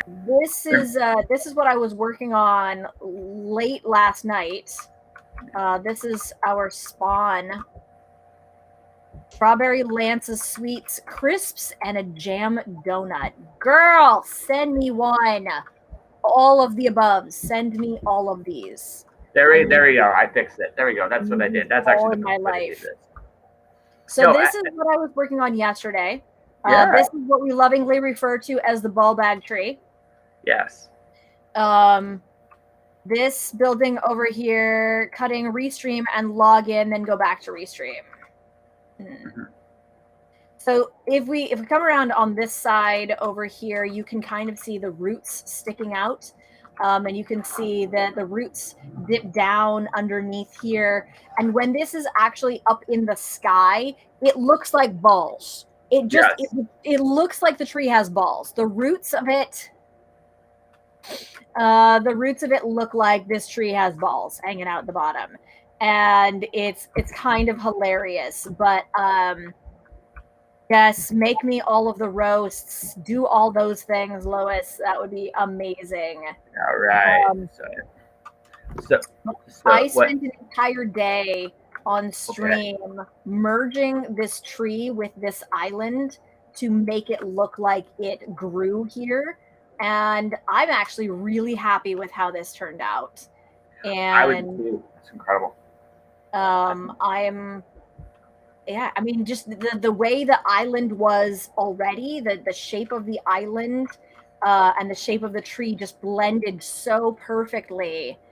Oh yes, take me to a pub. That would be hilarious. Yes. I would love to go to a pub. I have never been. Also, why the hell is that hanging out over there? You don't go there. What even is that? Why is that hanging out there? I have no idea. But before she gets completely ADD, I'm going to ask a fun question here, since you've been working on this you spent a day on this, right? So because this is the thing. Like, you put a lot of work into this. I don't think people can fully appreciate that. Imagine all of this as blocks of Lego. If you're building this in real life from a Lego set, this would take a day easy or longer. So, why did you build it? So this is Spawn. Mm-hmm. This is where, when you first join the server, this is the hub at the center of the world, right? Okay. So this is the first thing you see when you join the world. And the name of the server is the Lighthouse. And you can see this ring, this cycle of lights that's going around the tree in the middle there. That's my lighthouse. And the reason I decided I wanted to call the server the Lighthouse, a friend of mine, another streamer that I am very fond of, his Lacey Glassman, his motto is everyone deserves to have their day brightened. Yeah. And I agree with that. And I decided, you know what, I wanted to take it a step further and recognize that sometimes you find yourself in a position where you are so dark and you are so lost, you need a lighthouse. Mm-hmm. Everyone sometimes needs a light in the darkness. Absolutely. Sometimes you just need to know there is a harbor in the storm and there is a safe place for you. And that's what I wanted this to be, because my community, our focus is really for those people who feel lost, who feel like they need a community and they need they need to find a place where they belong. And so I called it the Lighthouse, and we always have a lighthouse at the center of the world. This is basically that's the 0 point in the world. That is the center of the world. And there, I wanted to make sure that there was a safe place for people to go, where there's nothing that's going to harm them, that's nothing that's going to attack them. There's a bed, there's food, there will be eventually. We're working on putting in buildings and all of that. There will be all of the safe. There will be a village here eventually, so that when you first log in, you have a safe place. And if I pull up my HUD here, as it were, in the top right hand corner, you can see there's a little radar there, and I can see on this heads up display, I can see there are no hostiles on this island. It is safe. This is a safe place to be. Nothing here is going to harm me. Nothing is going to attack me. I can stay here even in the dark through the night, and I will be safe. But there's also beds. I can get sleep because there's no monsters nearby. Mm-hmm. And so eventually there will be a village here. And we're working on, you can see I'm working on putting in little walkways here. This part over here, well, eventually we're going to have an armor smith, a toolsmith, and a weaponsmith. And then over here by the livestock, we're going to have our little farm area. I'm still working on these, but we've got the leatherwork and taxidermy shop. We've got a shepherd going on over here, a Fletcher, and then on the far end will be the butcher shop down here by the livestock farmer. We've got our livestock going on over here. There's going to be the farmer's house eventually. And so, there will be villagers that you can interact with and, shops that you can buy things from. And, obviously I'm still working on setting this up, but, it's well lit so that nothing will spawn here. We make sure that we build things in such a way that it is as safe as I can possibly make it, so that wherever else you are in the world, if you come here, you are safe. And then when you first log in, you get a set of gear. Well, here, let me actually, if I do tag Shigatsu remove is new, when you first log in, this is what you say. You get welcome to the lighthouse, and you get this view, and you get some starting gear down here, and we're in a safe place here. You're surrounded by these invisible blocks here. You can't jump out, you can't fly, you can't fall. You are protected as much as I can protect you. The only way out is down. And then here's all our server rules. And remember, I was mentioning the Endermen come and steal our dirt. It's a freaking Enderman stealing dirt right here. And again, there's a bed. You're safe. There's all the server rules. We go around here. We agree to everything. And then once you're ready to begin your adventure, we click here and teleport onto the island. And we are now set into survival mode, where we can open up our starting kit here. We can put it down. We have our tools. And look at all of the things that April has in her kit there, real quick. That's like she's like loaded, like out of the blocks. You get all of these when you join in. You're going to get all of these. I know. I made sure that everybody, you get a compass, you get a boat, a bed, a stack of torches, and some food. You even get a little stone sword, so you're not completely defenseless when you first join into the world. Also, hey, Dark! Hello. I didn't want people to come in and just be like, naked. I can't do anything.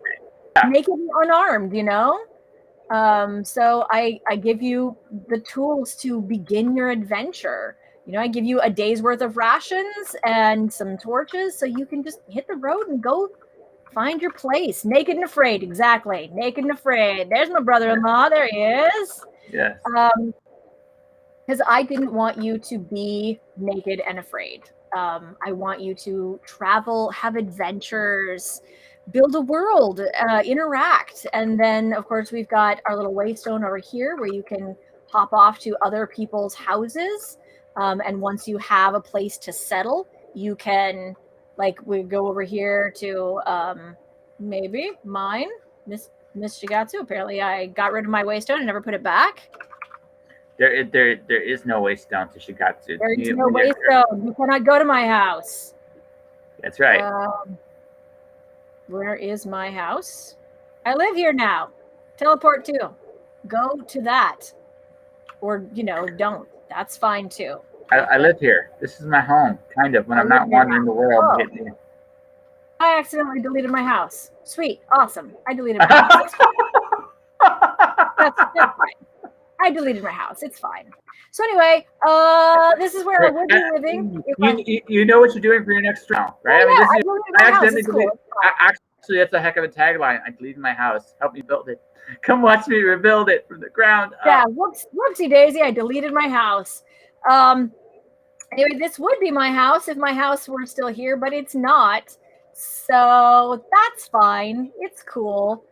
This is where I would be living if I were living here now, but I'm not. So, but I have this lovely little cove in a mountain, on a mountaintop next to the ocean, and it's beautiful and it's happy and everybody's good. And then over here we've got a nice little mountain range next door where I can come over and build things. I like building way up high. I like building way, way, way up high. So do you? So I got two big questions, but we're gonna ask the big philosophical one first, and then I'm gonna follow up with this. what does real mean to you? And the real? reason I ask that, I ask that is because for you, right, you play in a very digital world, but Right. you really did build something. That is a real place. Like by my definition, it's a real place that really does exist. It's not just the product of a mind; it's an idea given form, right? Mm-hmm. But because you deal with you're in such a digital space all the time, like, do you define real differently as a result of doing all that, or has it expanded your definition? So then we ask a fun question about where you have about building in high places after that, depending on your answer. It is as real as any art form can be, I think. Is a song real? Is a story real? Mm-hmm. Are they real? Because you can't hold it. You can't hold a song. You can't hold a story. You can hold a book. A book is real, but is a story real? But you built it. You built it. You built a world. You built people. You built things. Is it real? Is it any less real than my desk here? Mm-hmm. Okay, a heck of a follow-up question to that one. I don't know. So George Orwell had a theory that language was the tool of ideas, and right. It's a very and that's a good one, right? You suddenly got loud. Yeah. You suddenly got louder. Okay, hold on a second. Not quite in yet. I did a reboot now. It's doing it everything again. So we're gonna get that in a minute here. It might be me, but it might be me. But no, the reason I tend to look at it like this: like everything, if it has a language, it's real to me, right? Because if it has a language, it communicates an idea, and by that definition, any idea is technically real. If that makes sense. It can be, absolutely. Yeah. It's Minecraft, the world that we build in Minecraft is as real as any thought is. Maybe it's not tangible real. Maybe it's not tactile, hold it in your hands real. But it's as real as any art form can be. It's as real as any thought is. Now, that said, I was a web developer for 18 years. I did front-end web development I worked for Xerox, I've worked for community college, I worked for a city, I worked for United Way. I've done web development for small organizations, for individual peoples, for big corporations. I've done web development, and at some point when thank you, Mr. Renegade.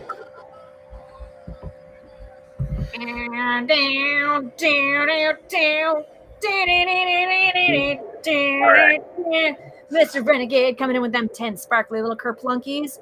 But at some point after I retired, I had to recognize that if all the computers in the world went silent tomorrow, I would have nothing to show for my work. All those years that I did web development, if all of the computers went silent, those years worth of work, the only result I would have is the lives that they touched. There's no tangible result, but the lives that I touched through those, whether it was selling printers or helping people pay their taxes, helping people sign up for classes, helping people find resources when they found themselves homeless. That is the realness of my digital life. It is the real lives that are impacted through this virtual medium. I did take up sewing. I learned to make my own clothes. I've made my own pants, dresses, shirts. I've done a lot of quilts. And so, yes, I do have hobbies which are a much more tactile, tangible, literally real medium. But when we're talking, at the high level, what is real? Mm-hmm. And not what is Israel, but what is reality? And is virtual reality any less reality than physical reality?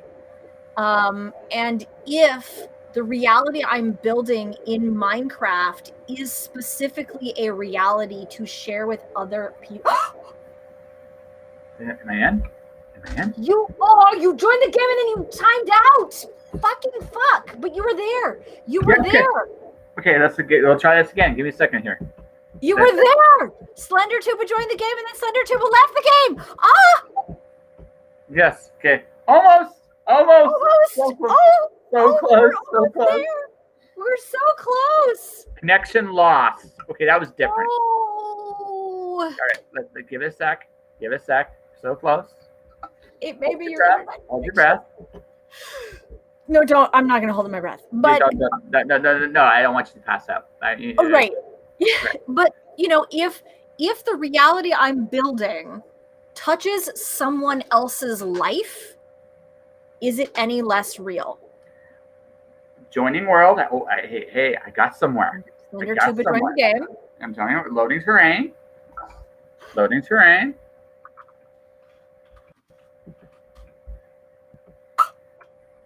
I know it's scary. It's like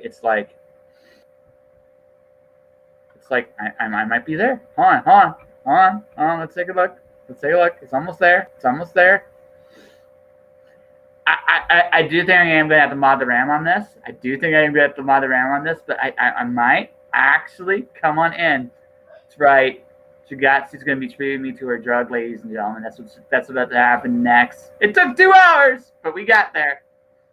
Your head's on backwards. That's right. That is that's so appropriate for me. I cannot even put into words how appropriate that is for me. Backwards. And yes, that face. That's the skin I picked out, and I was like, we have to go with that. Yeah. Hold on a second here. I'm still on. This might. I'm not quite there yet. Give it a second here. It might be. I might still be short on RAM. I think you are right. That might be the issue. But even so, but you did it. You did it. Yeah. Look at you. You did it. I'm there, folks. There I am. Yay! That. See, this is why I never have to worry about having a big ego, because I have people like you in my life that say, you know what, I can do this with this guy. Like, for whatever reason, people can pick out that I am very easygoing. Back to game. Come on, you don't go. Okay. Oh. Your head's really wrong. I'm in the game. I think I'm in the game. Okay. So here's what I'm gonna say. I don't think I'm gonna be able to stay in too long, because unfortunately, I think you're right. I'm gonna have to put more RAM into this bad boy, and we've already gone 2 hours. And we can just, depending on how much you have in your computer, we can allocate more to the game. I should. My computer's big problem is it's got a giant space for stuff.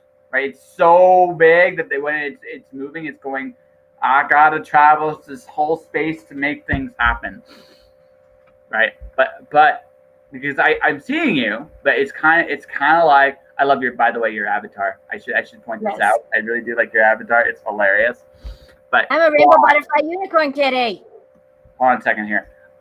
Okay, so I'm gonna just take a minute and get out of the game for a moment, Alex, so we can try the allocation here. We'll try here. They even have butterfly wings. Think about butterfly wings. I know. I'm a rainbow butterfly unicorn kitty.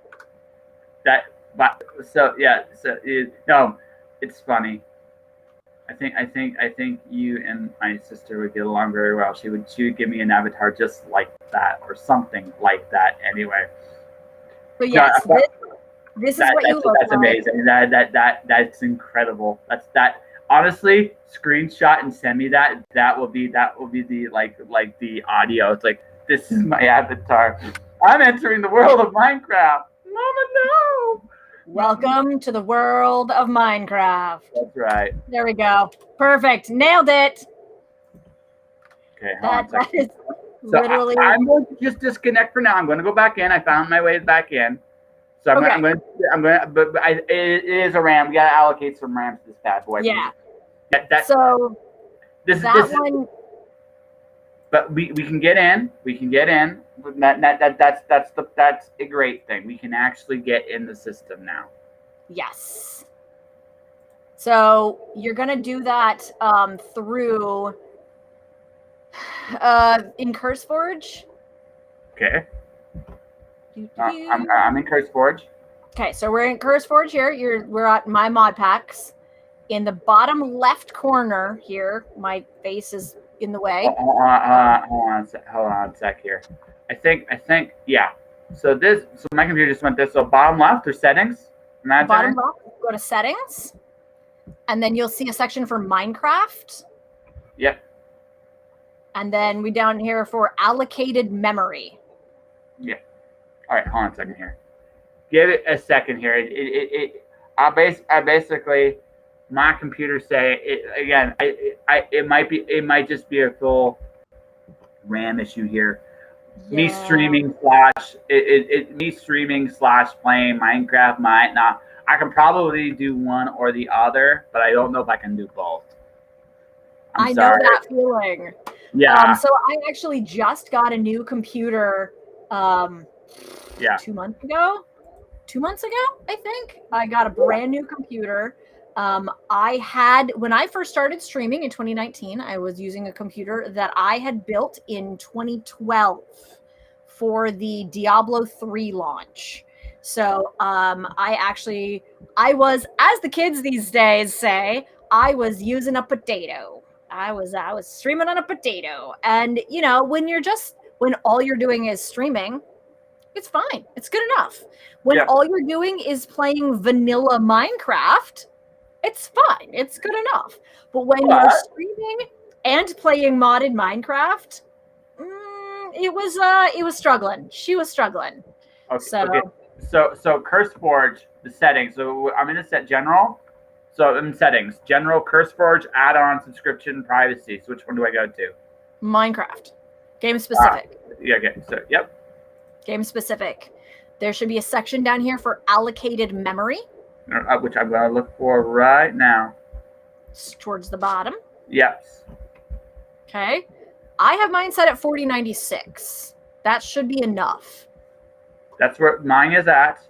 Okay. Okay. So I'm just going to go up a little more than that, just because I think it might just be that I can't stream and play. Don't worry. I'm a man of my word. When the official conversation comes to an end, I will join the stream and you will teach me stuff, I'm sure. And it's good because I'm a man of my word. So I'm not gonna duck this. It just means that we can't do it on my stream, but that's okay. That's okay. Yeah. We can do this. Yes. But you got in. That's step one. We did it. We got you into the game. That's right. And So I'm going to ask. So this was the reason I asked this question. What is real? And this is the reason why I asked this question to you. Okay. Because here's my other question. Because you like building in high places. I do. In your magical perfect world, you have unlimited funds. Everybody loves you, and you're amazing because you're Shigatsu, and things are working out kind of the way you dream. Would you live in a high space? Would you build in high spaces in the quote unquote real world? I'm quotationing that, but right. In the real world. Yes, because so again, I'm not a psychologist, but I have interviewed a lot of people. But I mean, there is something about the concept of flying and being closer to the sky and possibility that I think there's an appeal there. But I also would wonder, would you like to live in a place where there's a cool sky view? Maybe you can just literally go skydiving off your front lawn if you wanted to. Not saying you do that, but I'm just saying that you seem to enjoy the high spaces a lot. So I don't know about skydiving. I don't know about Okay. all that. But so I grew up outside of Portland, Oregon, in the suburbs. And from there, you could see we were within visual range of at least 2 mountains. And depending on where you were in Portland, if you go up into Portland proper, you can see 3, 4 mountains around Portland. And for me, the mountain is stability. The mountain is constant. The mountain is, it's stability, you know, Okay, it is grounding. The mountain, you always know which way you're facing. You know where you are if you can see the mountain. It's also one of the most humbling things in the world that something that's that old, that much bigger than you, that much. Right. I lived in British Columbia, so Right. I just give you so literally. Now I don't know if I'd ever live in Vancouver again. That's a 50-50 one for me. Yeah, Vancouver, BC is beautiful. Oh, incredibly beautiful. Oh, No, it's I love. No, beautiful. I loved the beauty of the city was absolutely incredible, and I went out there to go in the movie. And again, would I do that again? Maybe, right? Right. But maybe not right before COVID was about to happen. Like right now, like that's my timing. Yeah. It was time. The timing was kind of terrible, but I also well, I feel like there wasn't really a good place to be when COVID hit. no, but I mean, for me, so for me, there's no good timing for plagues. No, there's no. Again, one of those things that was out of your control, and you just accepted that going in. I was ready to change, right? And I was going to make that leap, right? I was already looking at films I was going to work on. I was getting training up very quietly. I gotten to the point where I knew it's like I had saved up enough money that okay, I'm going to give it 6 months in BC. Okay. Right, and I was going to give it 6 months in BC. We're going to see if I can hack it as part of film crew somewhere, right? Just see if I could do it, right? Right. Then COVID hit, and I was like, I hate this job at this point. Not hate might be a strong word. Tired of the job, right? Right. But I mean, it would be the most stable thing. It was probably going to be the most stable thing ever, and it was. And it still is probably the most stable job in this current climate. But I was just so ready to walk away from it. So I went back. I said, I'll go back home and start freelancing, which has been an awesome experience. I will never look at a job as an employee again. Like I will never be able to do it. That is not, it's not there anymore. I'm going to show up and do my thing, and I'll be a professional, but I literally like there are lines and boundaries about what I'm going to do now that are right. There are decisions I have made about my life. Yes, and that's where I'm at. So, so that's and I'm grateful I went through that. Now, would I try to do movies again? Maybe, right? Would I go to Vancouver to do it? That's a 50-50 proposition right now for me, right? I mean, everybody knows that Oregon is the hot place to be for TV. Yeah. Right? That's not a thing. No, I don't think Portland, Oregon is the hot place to be for TV. You know what? I did regret I didn't get a chance to visit Portland. Like I really do regret it because I've heard a lot of cool things about the city from a visiting standpoint, and also, I mean, I'm a metal guy, so going to a metal concert in Portland would be or Seattle, Washington would be a super ton of fun. From what I've heard, unfortunately, over the last so many years, Portland's really struggled. There's a lot of, especially right now, there's a lot of trouble with race relations and financial relations. There's been a lot of poor management choices that have been made, and there's a lot of anger right now. There are a lot of very angry people in Portland and in the northern Oregon area, southern Washington. There's a lot of very angry people right now. There's been a lot of there have been a lot of things that resulted in an extremely high cost of living, and the income has not kept up with it. So there are a lot of people finding themselves in very destitute situations with no way to support themselves, no way to support their families. And a lot of people are very angry, very frustrated. And a lot of people that I know that I grew up with, like our parents can live there because they've been living there for 40, 50, 60 years. But those of us who grew up there, we can't afford to live there. That's why I don't live there. Well, I would have loved to move home, but I can't afford to live there. Where I live now,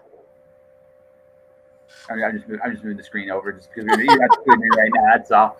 That way people can see me.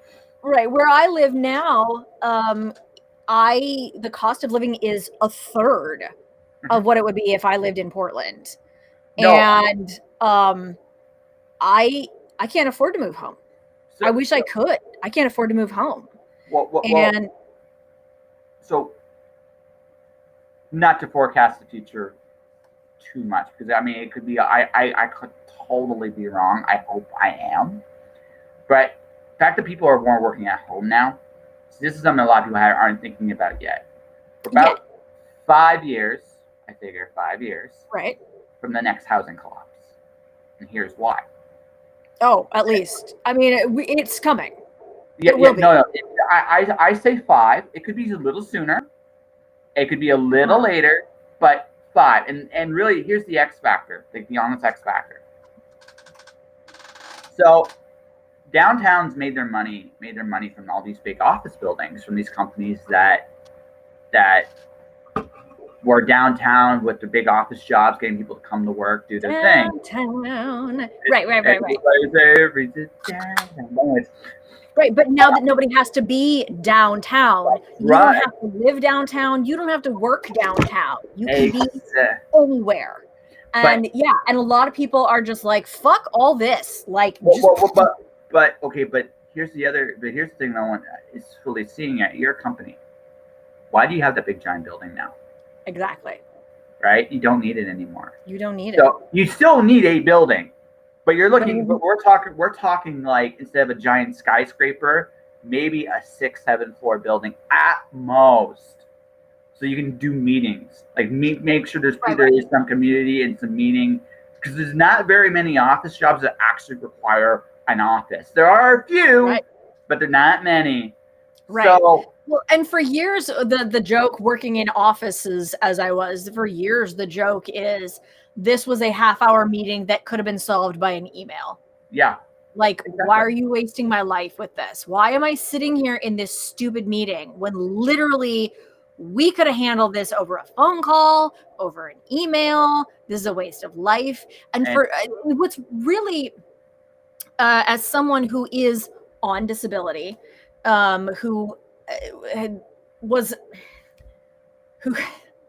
told I qualified for disability because, given my physical situation, nobody would hire me because of, my medical issues. But the thing is, there are so many people who could be working, but employers insist, oh, no, you have to be physically capable of coming into the office and sitting at a desk for 9, 10, 11 hours a day, when we now know the reality is, no, you don't. No, you don't. You could be doing this from home in your pajamas. You could be doing this with a screen reader and headphones. You could be doing this from your hospital bed. Yeah. If the employers would allow you to do the job, there are so many people who are willing to do the work. Oh yeah. And now that we're kind of forced to disperse, we're forced to go into that situation where we're not all like, no, you have to be in this. Because even when I was doing web development, back in let's see, I got hired on with them in 2005. So I got hired on with the city in 2005. I worked for them until 2013. And even at that time, they were saying, well, you can work from home 1 day a week, but we don't actually, if you're not here and we can't physically watch you, we don't trust you to be doing your job. So we require that you be in the office so that we know you're working. And I'm like, that is such absolute bullshit. because I could still be sitting at my desk not working. Just because I'm at my desk doesn't mean I'm doing my job. And there are so many people. Have you ever watched the movie Office Space? Yeah, it's accurate. Like I worked for Xerox. Like I know how I was sitting in. I remember sitting in my cubicle and listening to the lady that answered the phones that routed for the help desk. Thank you for calling office.xerox.com. How can I help you today? I'm like, oh my God. I'm literally in the Office Space movie. That is my life right now. Like they had moved my desk. You can't see me on your camera.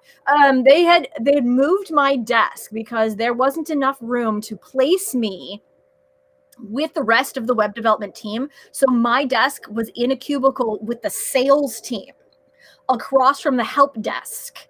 So like I literally was sitting there all day long doing my HTML, listening to sales calls, listening to help desk calls. Like I was nowhere near the rest of my team, but I was physically required to be on the premises in the building. And I'm like, we meet once a week, physically meet once a week. We could do that over video conference. Yep. We could do that. We could be doing that over a phone call. We don't have to be in the same building together. And they actually, I mean, to their credit, that was when I was working for Xerox, and they issued everybody a laptop. We were not issued desktops unless you were one of the people who absolutely needed that degree of processing power. Keeping in mind, this was nearly 20 years ago now. But if you, because this was 2001, I think 2002 when I worked for Xerox. So at the time, if you could do your job on a laptop, they would issue you a laptop and a docking station. And at your desk, you had a docking station with a keyboard, mouse, monitor attached to it, and you had a laptop. And I remember while I was working for Xerox, it was over the winter, and we had this major storm. We had like 4 inches of snow. The whole world shut down because we had 4 inches of snow. See, now the thing is, in Portland, 4 inches of snow is traumatizing because we just live at this level where it's not like where I live now or where you live up in Canada. It would snow, but it was just barely cold enough to snow. So it was like verging on freezing rain. And then, so during the day, it would just start to thaw, and then overnight it would freeze. So it wasn't snow so much as ice. It was just ice. It was just like 6 inches of ice everywhere. I could not get out of the parking lot of my apartment complex for a week. I literally couldn't leave my apartment for a week. And so for an entire week, I worked from home. Just fine. I worked from home just fine. But fast forward 2012, here I am, I'm working for the city of Chesapeake now. I've left Oregon, left Xerox, moved all the way across the country, working for the city government. And I'm recovering from major abdominal surgery. I could not walk. I was on painkillers. I was only functional like 4 or 5 hours a day. And I worked from home for 3 months. And my boss was like, yeah, you either need to get your shit together and start working from the office or find a new job. Like, I'm doing my job. I'm doing my job just fine from home on a laptop. But they required that I physically be in the office. And now that we recognize that is absolute bullshit, there are so many, as you just pointed out, there are so many companies that are like, maybe I don't need a high-rise building for all of these employees to have desks. Maybe I just need to have a place where they can meet once in a while in person, where we can sit down and talk with clients or something. And we issue them a secure laptop, a secure desktop, whatever. If they, send them a VPN or something, and they can connect from home. We'll pay for their internet connection, and throw in a stipend for a home office or something, and the rest of that is on them.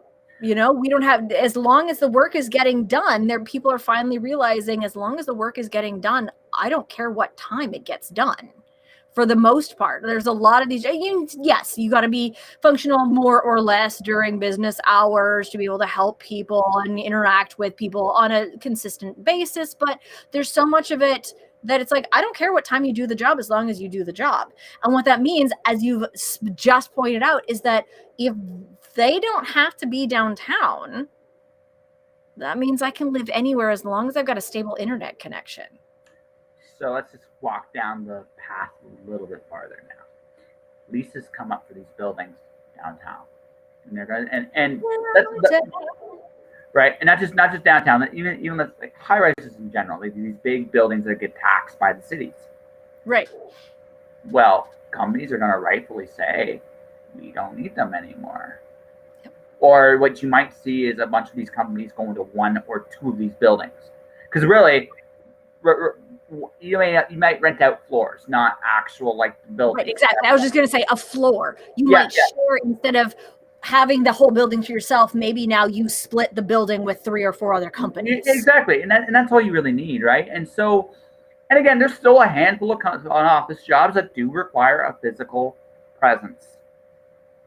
That all said, next 3 to 5 years, you're going to see companies get smaller. You're going to see these buildings go completely, and they're now completely worthless. Like, right. Or right, they are essentially completely worthless. Right, because there is no cachet to the real estate anymore. No, now let's go. Now you're the city. And if anything, if we're talking, plague time now, being downtown is detrimental to your workforce. People are more likely to get infected with the plague if they're in these close quarter spaces, where it's actually more beneficial to you to send your workforce apart. Yep. But even we'll say, based on kind of how I get the feeling, although it might be another couple years, we're probably going to be whatever normal looks like is going to look like, probably within the next year or two, we'll get there.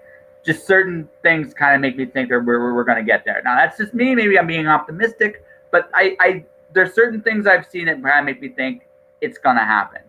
Right now, that all said, you've already proven you don't need the workforce in one centralized location. Your lease is going to come up and you're going to walk away. You are a city like, say, Toronto, Ontario, or Portland, Oregon, or San Francisco, California, who has depended upon these leases and buildings to generate your city's revenue, and they are suddenly gone. So now, you want to get that revenue up. Where do you go? So there's only a couple spots. If you're a healthy city, you have a decent small business core. But considering we just decimated North America, especially decimated their small businesses. Oh, yeah. So that practically doesn't exist. Right. So what's left? Homeowners. Because they are the only people that cannot go anywhere. If you own a home and you don't own that home, right, you're screwed. Right? That's how I see it. Now, I could be wrong. I hope I'm wrong. Right? But because everything is already maxed out to the gills already. And I've already seen it happen in Calgary. I've seen it happen and starting to happen. So I've already seen it start to happen there. You're going to start. So I'm looking at that. It's like everybody's going to have that moment, but they're going to be looking at themselves and going, these houses, the income is not keeping up with the houses. And there's no city taxation. Adding a tax, there's going to be a lot of insolvent people in 5 years. And once that happens, everything collapses, and that's not. I hope I'm wrong, but I don't want to touch a house right now for that reason. I just don't, unless I can pay it outright. I don't want it, right? Yeah. Because it's like, because if I can pay it outright, sure. That year when it hits, it's gonna suck balls. Yeah, it is. But yeah. Yeah, like I said, I maybe I'm wrong, but I think my logic, unfortunately, fits. Well, and the other thing that I hope that governments are learning during this time period is alternative methods, alternative income streams. Things like pot. Let's tax pot. You know, like for so long, they're like, no, make it illegal. I'm like, are you stupid? This is a perfectly viable income stream for you. It's just like cigarettes and alcohol. Just put it on the sin tax, make it legal, and and prostitution's the other one. Prostitution and drugs and prostitution. No, I'm not saying legalize all drugs. I'm not saying legalize all drugs. No. But see, this is why I see. The only way I'm not really a positive person is honestly when it comes to government. That's the closest thing I'll ever come to saying I'm an atheist about, because I don't. Government. You're an atheist about the government. You don't believe government exists. So the conclusion I've come to over the last year, right, is that there is no government in North America anywhere that has any integrity, and that's a horrifying thought. Because what that means, because I don't think that argument exists for that anyone can give me that our governments have our best interests at heart, have any degree of ethics or integrity that you can watch or follow through. I don't have that faith. This is kind of like that 2-year caution. It's not the science that I'm really worried about. It's the ethics I've not seen that make me go, I'm gonna pump the brakes on that because I don't trust you. Well, I don't disagree with you. I don't disagree with you. There's a lot of shady shit. There's a lot of shady shit. And the only thing that gives me any degree of hope is that the boomers, can I say this? The boomers are finally aging out, and we're getting to a point where we kind of skipped over Gen X, and so boomers. Okay, well, hold on. Like, how old are we talking? Are we talking like in 60s, like those boomers? Or are we talking their grandpas? No. The actual boomers is a literal term. It means an actual thing. There is a specific age range, right? So people of yours and our parents' age, those are the baby boomers, the ones that grew up in the 50s and 60s, who are now in their 60s, 70s, 80s. Those ones. Like my mom she will be turning 69 at the end of this month. My mom will be 69 at the end of this month. She's a baby boomer. Okay. No. Okay, so I just want to know what the age range is. Yeah. Because so those people who grew up during the 50s, 60s, and 50s and 60s, because I think it was like the 70s and 80s. Those are the Gen Xers, and then 80s and 90s. Those are millennials. And then, so I am considered a Gen X millennial cusp, because depending on who you ask, the general consensus is that millennial begins at 1981. Well, I was born January of 80. So I am October 4th, 1981. So right. That's right. So, we're old or something. Well, the thing is, like, if I'm only like, so many months at the very tail end of the Gen X, like, does that really? So I had a buddy of mine that worked in Canadian politics. He actually said this, like, the United States has a grandpa problem, and actually, I thought that was the most accurate thing. Unfortunately, see, this is where I get this is what makes me sad, right? This is why I worry, right? You're right, they are dying out in about another 10 years, right? But But I don't know. COVID hit them pretty hard. it depends on how much money they had. Right. It That is depends definitely on the thing. that one. COVID is definitely, financially dependent. Yeah. So, Depending on how much money you had, you were able to pay for better care, especially because the American healthcare system is fucked up. oh yeah. We both told our buddy there's like, yeah, the horror stories. Yeah, The horror stories are legit. But just to finish my point, my thing is oh no, it did it again. Did it do it again? What again? Oh no, I'm slightly frozen here. So it's my computer is having a wonderful. Can you hear me? Yeah, I can still hear. Okay, I'll just talk while okay, there it goes. It's kind of coming back. It's kind of coming back little by little. So we have a grandpa problem, but we've had the same people in charge for a very long time. Yeah, and the fact of the matter is, that like I go by what I've like. The reason why I look at what I've seen before is I can literally look at the people in charge just based on their own history, right?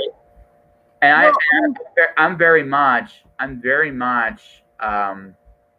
a big believer in, I've learned this with people, is that I will look at their actions and it will tell me exactly what they're going to do. I know it's not quite a perfect crystal ball because people are capable of changing. Right. But it gives me a sense of a strong indicator. Yeah. A predictor. It's a pretty good predictor, right? It's not perfect, but it's a good predictor of of what I see coming and happening and stuff. So my inclination is very simply that we have refused to look at the people in power that have been there for decades. And I mean decades, to the point and I think an honest, there is a very rare opportunity right now if we actually not fight each other over everything, right? There's a rare opportunity to look at how things are and where we go from here. And talking to each other about those things. Because again, personal level, you and I will disagree on some things. But I bet you we agree more on than what we disagree on. And we could definitely find common ground. And where we disagree, we might be able to find a compromise on some level or another where we both could both be okay with it. Right? Right. We can work towards a middle. Yeah. We could definitely do that. And there's an opportunity right now to do that because essentially we are all connected to this wonderful machine. Now, if I don't get caught up in the mask versus mask or shot, I have concerns about the shot. You have needs for the shot. Let's have a conversation, figure out what works best for both of us. Right. Let's have that conversation. We could come up with a conclusion that both of us can live with. Right. And then at that point, hopefully literally live with. Yeah, I don't want anything bad to happen to you. I mean, right. But again, it's just like there are things I worry about. So let's figure those things out. Let's think long term so that 20 years down the road, when we have another crisis of some kind, maybe it's not a disease next time, maybe it's another housing crisis, maybe it's another this, another that. Instead of fighting each other, we already know what we're gonna do because we've talked about it, right? Well, I think a lot of the problem that we're facing right now with the plague, with this whole COVID thing, was that for the previous 4 years, there had been so much hatred stoked between neighbors in America. There was so much distrust and hatred. We were already like on the verge of civil war, basically, before the plague happened. And people were already at that point of I don't like you because of the color of the sign in your yard. And literally because of the color of the sign in your yard, whatever comes out of your mouth, I'm going to hate. I'm just going to argue with you simply based on the color of the sign in your yard. And regardless of whatever you say, no matter how reasonable it may be, no matter how much I may or may not agree with it, if I were in a calmer state, because I feel like so many of us in America had been whipped into such a frenzy already by the previous 4 years before we even got to that point. I mean, literally, there were cities being burnt. Portland, see all the rioting going on in Portland before we even got to the plague. Mm-hmm. Because of things like race rioting. Because of things like the financial crisis that everybody's been in, and everybody just so up in arms about class warfare. I mean, we're looking at the reenactment of England circa 100 years ago, like the whole when the middle and lower class like overthrew the upper class, the wealthy class people. It's like we're literally at this point where people are just so fed up with being broke all the time. And every day hearing, this rich person did this and this rich person did this. And they're like, I can't even buy groceries. And this person's over here being ridiculous. And I can't even live my fucking life. And then we've got this government that's going in, that's like, oh yeah, we've put this woman in charge of education who wants to privatize schools. So now your kids don't even have an opportunity to make a better lives for themselves because they're not going to get an education because you don't have the money to put them in a private school, and they're defunding the public. They want to defund the public schools. So now your kids don't even have an opportunity to get an education where they might have a future to get a better job, to get themselves out of this situation. So now we've got this situation where people are facing class warfare and race warfare and environmental warfare. And we have people on both sides of the church aisle going, no, this is your fault. No, this is your fault. And so even before the plague happened, like that just sort of was like the icing on this whole 4-year shitstorm cake in America, where just like literally I got to a point where I woke up hyperventilating. I woke up every day hyperventilating. My heart rate has my resting heart rate, my sleeping resting heart rate has been close to 90 for the last 5 years. Like I literally woke up every day in a state of fight or flight.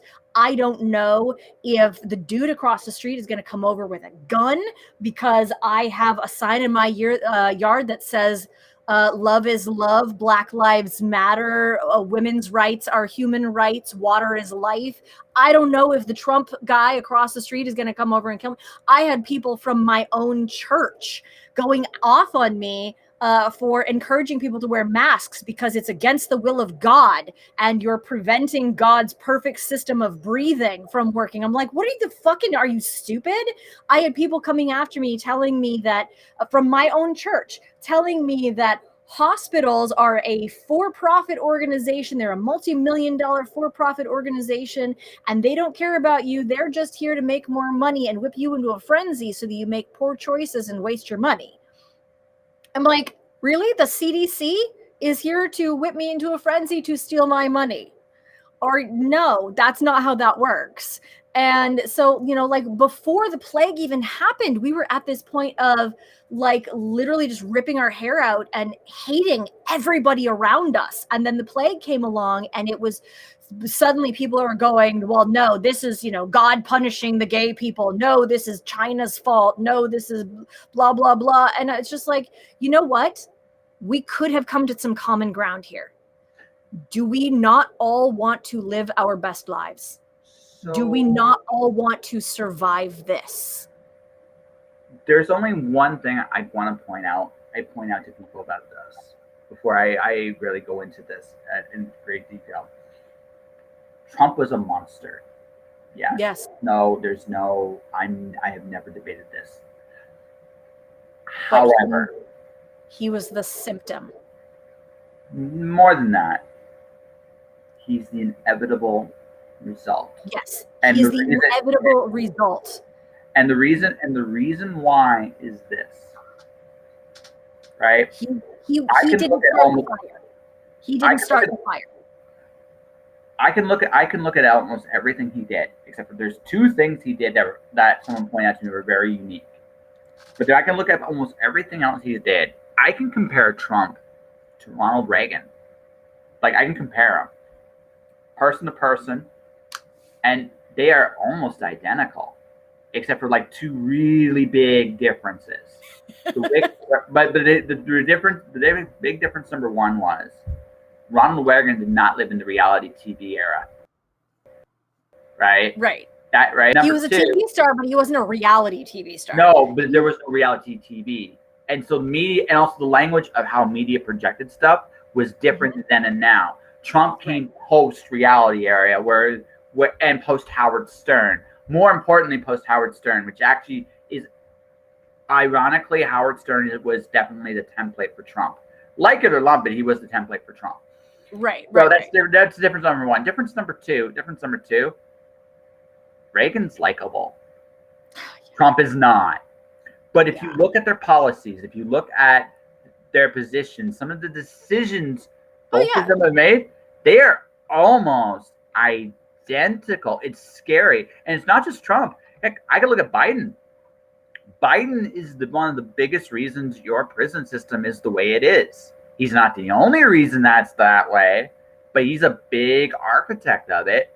And right. So you look at all these. So and by the way, I'm going back to the 80s here. I'm not going back to the 70s or earlier, where I can even point out like Nixon. The connection to Nixon and Trump is scary, but there is a connection there, right?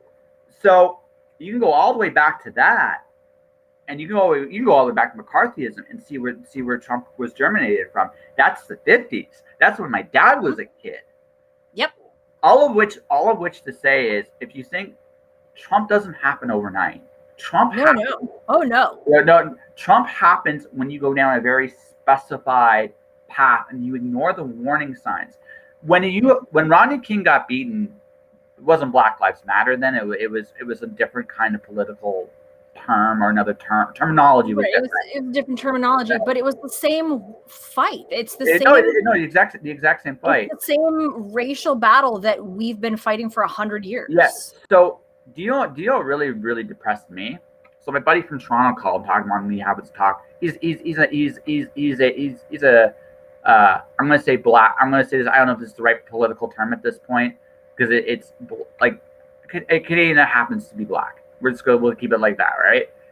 So his parents, I don't know if African Americans. Black guy that lives in Canada. Yeah.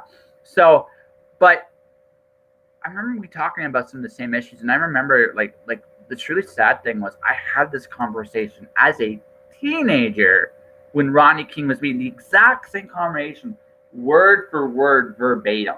It was like I literally just did a repeat. And that was like, that's a really haunting thing.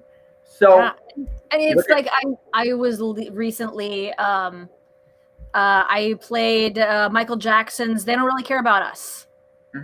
How long has been Michael Jackson's been dead now? Oh yeah, that song came out 25 years ago, and literally the music video for it at the time was the exact same thing we're still dealing with. Yeah. And it wasn't new then. It wasn't new then.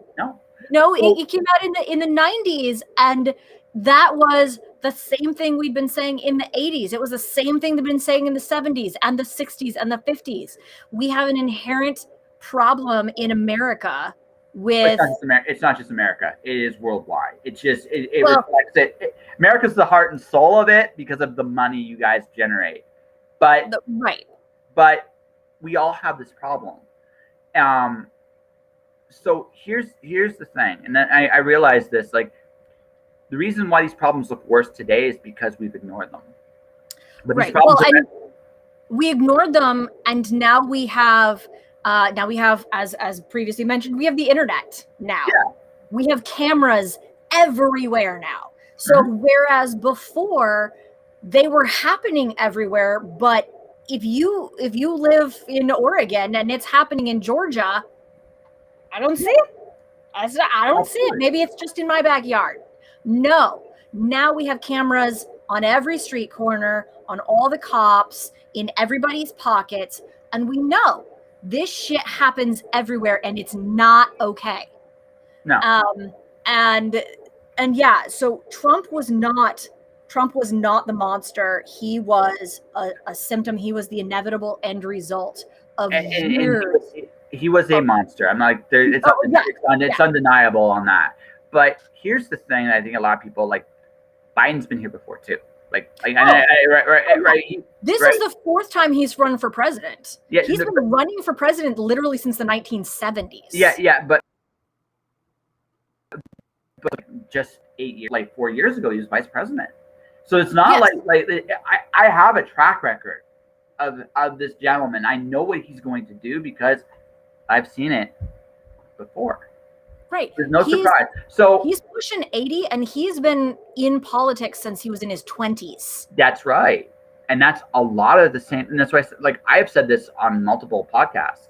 It's the same people making the same decisions over and over again. Yes. Honestly, and we get fresh blood in there. And so when it came down to voting this last time around, I'm like, well, we either go with the monster that we know or the monster we don't know. And honestly, in this situation, I'd rather take the monster I don't know. Yeah. At least I know Trump is a monster and he's going to continue to ruin my life. In the time that Biden spent as vice president, there was, in my life and everyone I knew, prosperity. And that's funny because in mine, it wasn't. Like my grandmother actually was they tried to take her pension away. Like she remembers this wholeheartedly, right? So ironically, when Trump was in, her pension was better, which is just like one of those. Again, it's just like, yeah, right, yeah, right. I mean, look. I just look at it like. We've traded one grandpa for another. If in 2020, in 2024. Well, it's better. It's a lot better. It's a lot better. Don't get me wrong. It's a lot better. It's saner, but he's a stopgap. He's not the solution, right? He's not the solution. No, exactly. So the best I can say is that at least with Biden, we have a fighting chance to take a breath. We have a fighting chance to take a breath. So I'll tell you, and keep fighting. So this is where you're at. You're back to where you were in 2016, when you recognize that you need a change. One of the reasons Trump did get in, right? That's where you're back at. Now, here's the thing. Right. Here's the issue you have. In 2024, if Biden runs again, that's bad. He can't run again. He can't be him. His opponent cannot be that age group either. It literally needs to be two brand new people starting over. It literally needs to be that. If it's not, this is what's going to happen. It may not be the next election, but 2028 or 2032, somebody worse than Trump is going to come in. Oh yeah. Like that it's not. I'm not right. And I did this interview with the world isn't burnt to the ground by then. What was the last climate projection that we've got a dozen years before the Earth burns? But we've got a dozen years before the Earth is literally unlivable. We'll see. I mean that's the one. That's the one we'll see. I mean we've lived through this. Talk about like history repeating itself. Although climate change, I'm not saying we're not altering the planet, but that has also had many different other forms. Like we need to change the environment. We need to do this. We need to do that. We've had the same problems for decades. And it's because ultimately, no matter how you want to look at this, it's the same people making the same decisions. Well, and that includes the voters. Right. That includes us. Right. Well, the thing is, these are not situations that can continue as they are and as they have been indefinitely. They simply can't. No. When my dad died in 2008, he had been very sick for a long time. And it's one of those things where you just kind of, dad's just like sick. He's just always sick, he's always in pain, and he just takes some medications and life goes on. And then one day he just up and died. Mm-hmm. One day he just like died. His body was just like, I'm done. And he just died. Like he got up in the morning, wasn't feeling so great. He'd got the flu shot. You always kind of feel a little shitty when you get the flu shot. I told my mom, I think I'll just have some toast and a glass of water for breakfast. She goes in to make him toast, come back, and he's dead. Just like that. Just one day he up and died.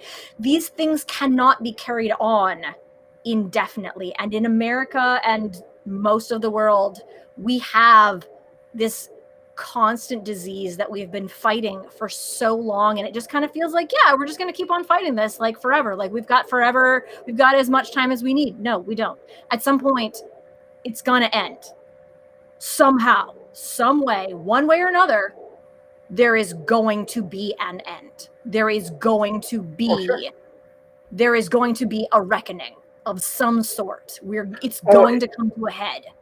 Oh, no, it has to. It has to, because inevitably we can't keep going the way we're going. But the fact of the matter is that's going to mean, though, at some point, people like you and I are going to have to confront power. Yeah. And that's what's going to come down to. Right. Because the one thing that's the thing, like, part of this time I recognize too, we will sometimes gravitate towards problems, and sometimes it's problems before we deal with the larger ones, and there is something constructive to be said about that. But at this point, like I'm looking at what I've seen in terms of how power has been used in here, and I'm thinking, do I really want to live like this? And if I'm not going to, so do I have to take a stand? Do I have to change something? Or do I make those stands? And if I don't make those stands, well, what's going to happen? Well, nothing's going to change. And then I'll be just like my parents and my grandparents, who are unsure of how, knowing that the future needed to be different, but we're unsure how to go about it.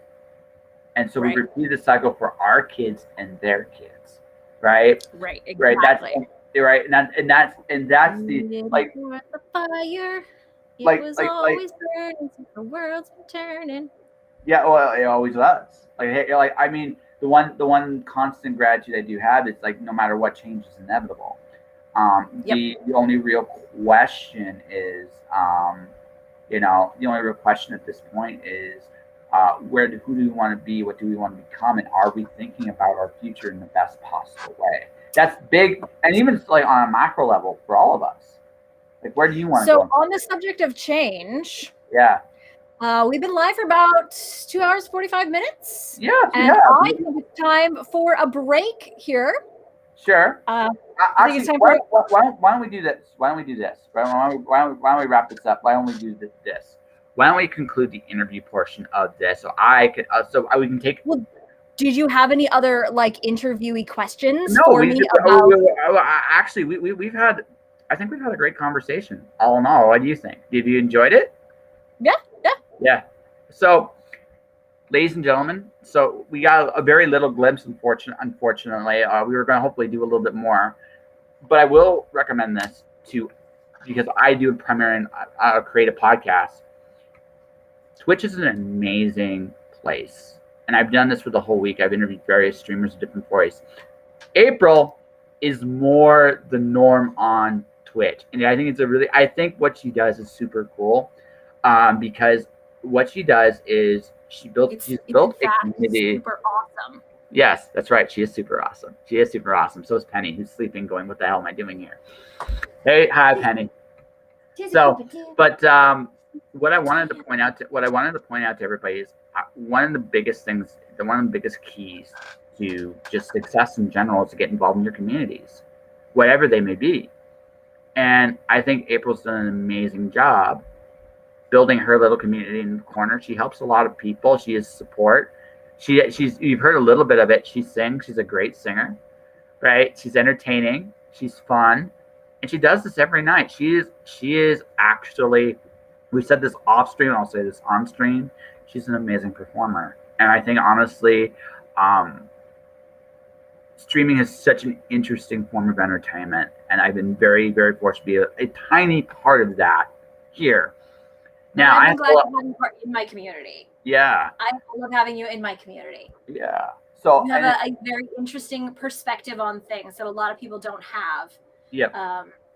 And as a fellow creator, even though you and I use different mediums for our creation, we are still, ultimately we're both artists in our own rights and still creators, and we have perspectives. And I think what really makes someone an interesting an artist is having a perspective.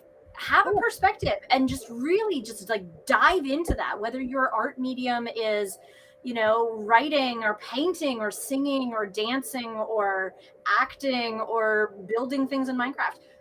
Really just dig into your perspective and just recognize, who am I? How do I see the world? Because your perspective, what makes you different is what makes you interesting. That's what people want. They don't want to have somebody vomit back to them their own. I mean, most people don't. Most people don't know. So this last thing she just said, this is why I interview people, because that's what people bring to the table is themselves. And that's honestly the biggest lesson you will learn in streaming. If you got any community get involved, you stand out, ironically enough, by being yourself. And your voice is unique. There is only one Miss Shigatsu. Maybe the world's saying, thank God. Thank God, there's only one of me. Yeah, but the world is a better place because she's here. And that's a really cool thing. And Lois said we gotta give credit to the real star here. The real star. Penny down, my sweet potato. Mm-hmm. So what we're going to do here is we are going to, this is what's going to, my stream is officially going to come to an end real quick. We're going to let her plug her channel, what she's doing real fast. And then we're going to take, I'm going to take 30 minutes because I want to actually eat like a dinner before I do this. Does that sound like weirdo? Okay. How dare I eat? I know. How dare I? Who eats? I just live off a Monster and the loving glow of my monitor. Whatever, it's fine. That's right. We were talking about. Actually, I think I'm probably going to order myself some food as well. Well, no, it's just one of those. It's just like we'll do this. So I may have promised. Going. Honestly, I just gotta pee. That's all. Well, no, I want to eat before I do this because I know I'm gonna. I know. See, I gotta keep in my end of the bargain, right? I gotta keep in my end of the bargain. So if I'm gonna do that, I want to make sure at least I can do this with some style and grace. So we're gonna end my stream. And if you want to watch me, if you want to watch my avatar, because she's not gonna let me change my avatar right now, at least for this stream, at least. So we're gonna go on there. I'm gonna learn Minecraft through one of the best people at it. You saw what she built earlier on tonight, ladies and gentlemen. April's an incredible human being, and I always love having it. So April, that's what she does, folks. So it's April. Eat my avatar. She's a star. So we had a great, wonderful chat. How can people find you? How can people join you on the stream? And when do you generally perform and do your thing? I stream weeknights, approximately 7 p.m. to midnight Eastern time, Eastern U.S. time. I stream, Monday through Friday. Monday through Thursday, I play Minecraft. And then on Fridays, we have our caffeinated violence and profanity night, where I will often play like Diablo or ESO or something like that, which is a little less, sedate. I drink a lot of caffeine and I get hopped up on caffeine and play some violent games. So actually, before we wrap up, I gotta ask one question, because we mentioned this at the very beginning that you were into like story-driven games. Mm-hmm. On your Fridays, why don't you do story-driven games? You don't have. I do. I have been. So on Fridays, I was doing Diablo Fridays, and I did that for a while. But nobody seems to want to watch me play Diablo, which I get. It's not the most interesting thing to watch. I get that. So I've been playing My Time at Portia on Fridays instead, which is a bit more story driven. Yes. It's kind of like a Stardew Valley sort of thing where you are in this post-apocalyptic future, and you're trying to help rebuild civilization. And you're going around, you know, talking to the people, learning their stories and helping them out. And it's a really great game. I really, really have really enjoyed it. So if anyone is looking for something kind of vaguely like Stardew Valley, but less, it's more building focused and less Animal Crossing focused. You know, it's My Time at Portia is really great, and they're working on right now. I'm actually in a beta for their next one, which is My Time at Sandrock. And Sandrock it's the same kind of thing, but now you're in the desert instead of being in this more like forested area. And that one game where she stuffed shit into holes, that's Donut County. That one was really fun. It was basically a giant sexual innuendo disguised as a child's game. Okay, I mean, they often are nowadays. Yeah. Like, did you watch that game? I'm not sure. No, I wasn't on that stream. So the whole idea of Donut County is that these holes are appearing around town. And you start with a nice small, you know, nice tight hole. And as you put things into the hole stretches out and it gets bigger and bigger. And then you can put bigger things into the hole until you're literally eating entire buildings, like cars, buildings, like cliff faces. You eat the whole town in this giant hole. And now you've got the whole town in this subterranean cave, and they're all sitting there going, well, shit, how'd we end up down here? What happened? And you have to like figure out how to, you know, put the town back together again. It's on the surface, it's a nice, cute, like little cartoony game. The dialogue is hilarious. I'm dying. How am I dying? Ouch! I'm being attacked by a crab.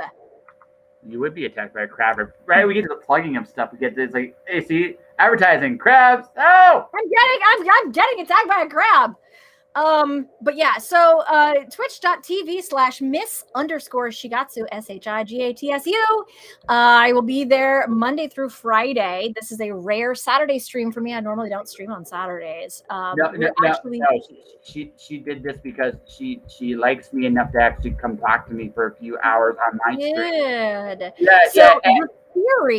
The working theory is that at some point, I will be joining a D&D campaign. Okay. At some point, I will be joining a D&D campaign. Unfortunately, due to the plague, as aforementioned plague, our DM's work schedule has been like tossed completely out the window. And so he never has time to play. So we haven't actually started, despite planning it for the last year and a half. But at some point, that will be taking up my Saturdays. In the meantime, I normally just play Minecraft on my server, or I play My Time at Portia.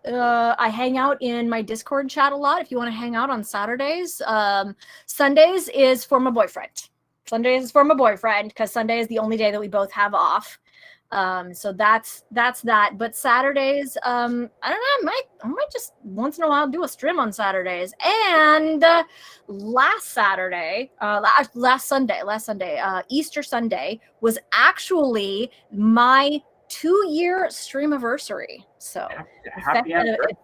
Yes, my 2 years as of this last weekend. I have officially been streaming for 2 years now. And I welcome back, Tippy. I love you. And Lois, I love you so much. I have an amazing community. Honestly, I am humbled. I am blessed. I am honored that I get to spend time with people like this. Like, how did I get so lucky to have these people in my world?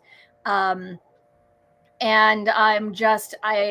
I love seeing the way people have come together to support each other, knowing that we're all struggling. We're all struggling right now. Every one of us is going through some shit that some of us know a little bit about, some of us know more about, some of us know nothing about. But we're all struggling. And being able to see the way that we have all become a lighthouse together. We have become a lighthouse. And we like to say in my community that, you know, everyone has demons to fight, but nobody should have to fight them alone. And that, I believe, has really become a thing. You know, we've all taken up arms to fight alongside each other. None of us can fight each other's demons on their behalf. I can't fight your demons for you, but I know that you have them, and I will do my utmost to make sure you don't have to fight them alone. I will take up my sword and my shield, and I will fight by your side, and we will together make this better. And I can't tell if you're holding really, really still right now, or if your screen is frozen. I suspect that your screen is frozen. I don't think you're that good at holding very, very still. Baby kept trying to steal my phone, so I turned it off and threw it on the couch. Take that, phone. Yes. Also, I'm hearing something walking around over here, and I'm not sure what's walking around me over here.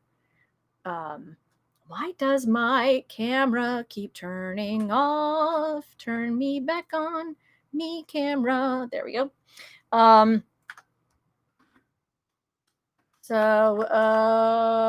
there's a crab that lives on this island, and it is somewhat hostile. It doesn't like me very much. So this crab has been attacking me. I'm gonna hang out up here on this springy tree. But yeah, so everybody over in the Just Joshin podcast. Yes, there's my lanky link. It is Miss_Shigatsu. Come by anytime. I am here Monday through Friday. Monday through Friday, 7 p.m. approximately 7 p.m. to approximately midnight East Coast U.S. time. Monday through Thursday, at least 4 days a week, I play Minecraft, and then on Fridays we do something else. And yeah, so I do try to do something a bit more outside of Minecraft on Fridays, whether it's, you know, violent games. I don't play violent games. Scary games. Oh, welcome back. Yeah, no. Yeah, my system is saying, hey. Yeah. So you're back now. I don't know what the heck happened there. I just went, hey, bye. Right. Thank you for that host, Autumn. I appreciate you.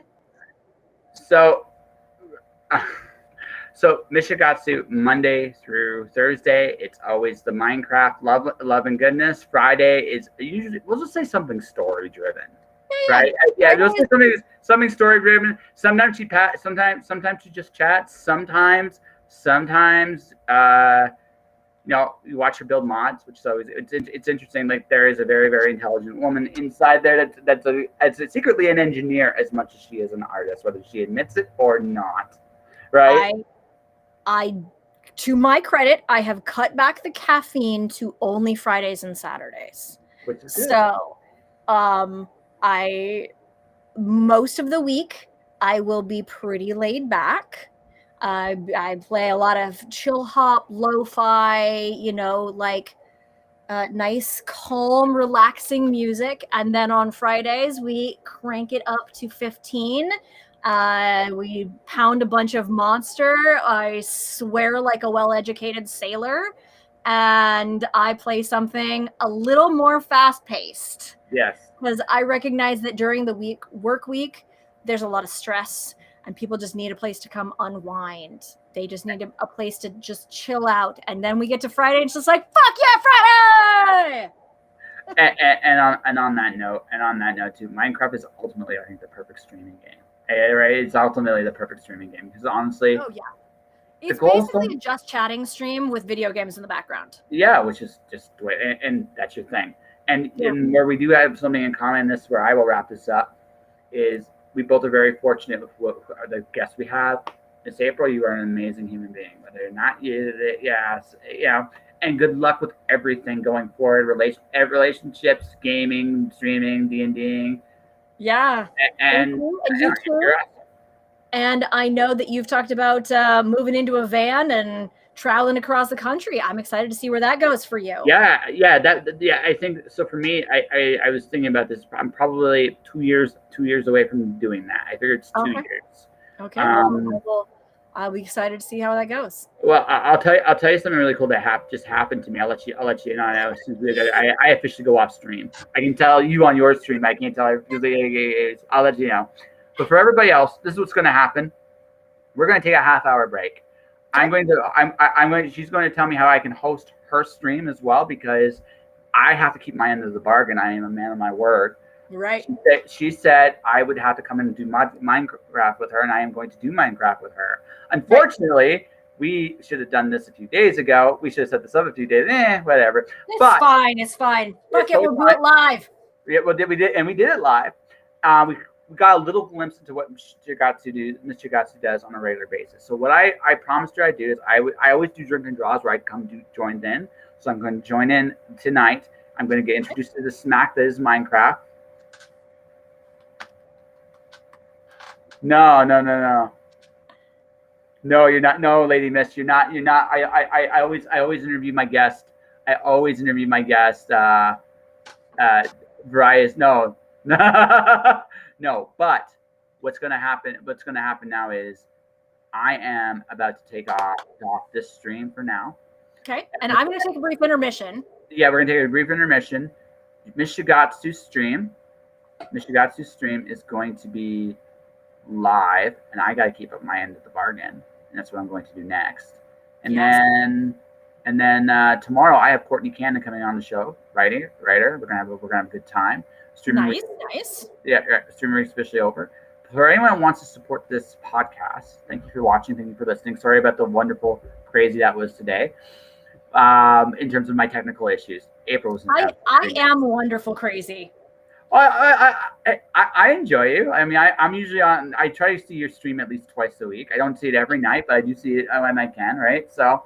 Yeah, well, and a lot of people just come and lurk. They don't like my buddy D. He came in the other night. He didn't even say hi, but he was lurking while he was working, and that's okay. And one of those things that we say in streaming, lurk is love. Yes. Even if you feel like you have anything to contribute to the conversation, being there, listening, it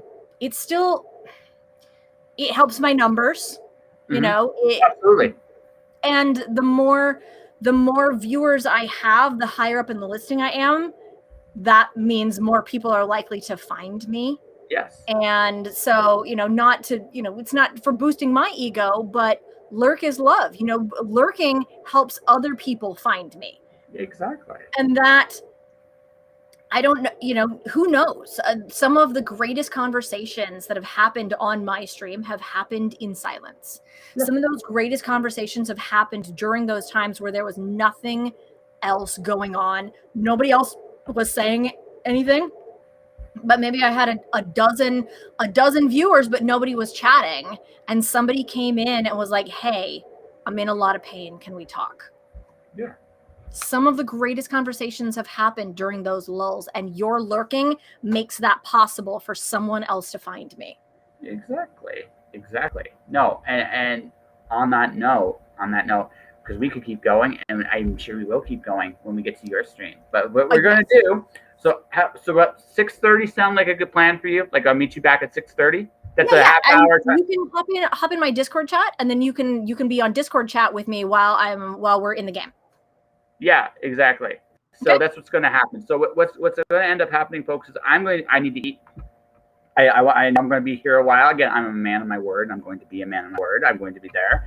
And so while that's going on, go to Mr. Shigatsu right now.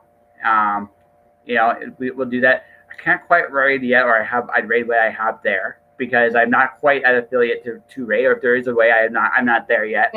Should be just /raid. And then if you just go to your channel and type in the chat box there, /raid, and then my username. So /raid space Miss_Shigatsu. Okay, that's cool. Yeah.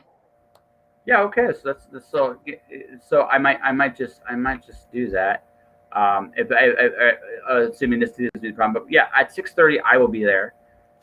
But go to Otherwise, you can always do /host.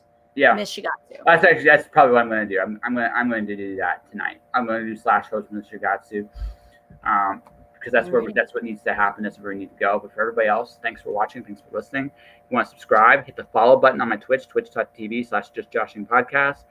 YouTube channel is Joshua Pantalleresco. Buy my books. I'm on Amazon if you want to do that. Support the podcast. But if you do not, stay inspired. Keep shining in the dark. And I will see you guys next time. Oh, God. Ooh. All right. All right, 1 second here. Whoop. That's done.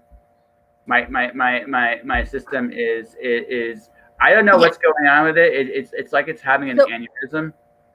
And yes, as Lady Mist said over there, if you raid, it automatically hosts me. It sends all of your viewers over to my channel. Oh, very and cool. Makes it so that if anybody else comes to your channel, they will see my channel. Oh, very cool. I'll set that up. So yeah, all you gotta do is /raid. Yep. And you are still streaming over there. Yeah, I know. I haven't shut down the stream yet. I haven't shut down I've shut down the audio, but no, my computer is having a weird little hemorrhage right now, and I'm not quite sure why. All right. Well, I am going to go to intermission, and I will be back very briefly. Yes. You do that. Actually, hold on. I'll give you my good news. Actually, I'll Discord it to you. I'll tell you what happened. It happened on Sunday, so I'll let you last Sunday. So I'll let you know there. All right. Take your break, and I'll see you in 30. Really.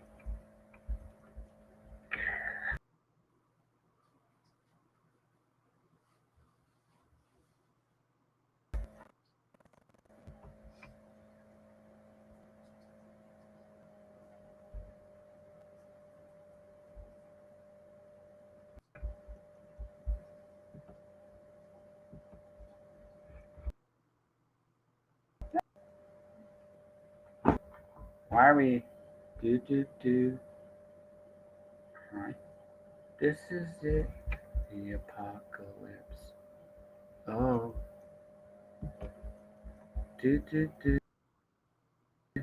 Playing Minecraft with her there mix. So I'm gonna try that. I'm gonna try this.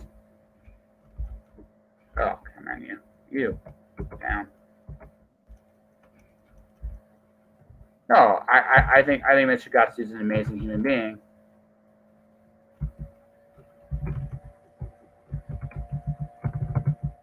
If I wanted her on the show, let's see if that does the deal there. Does not have to go on my Twitch channel to do it, which is totally fine. But to everybody else, guys,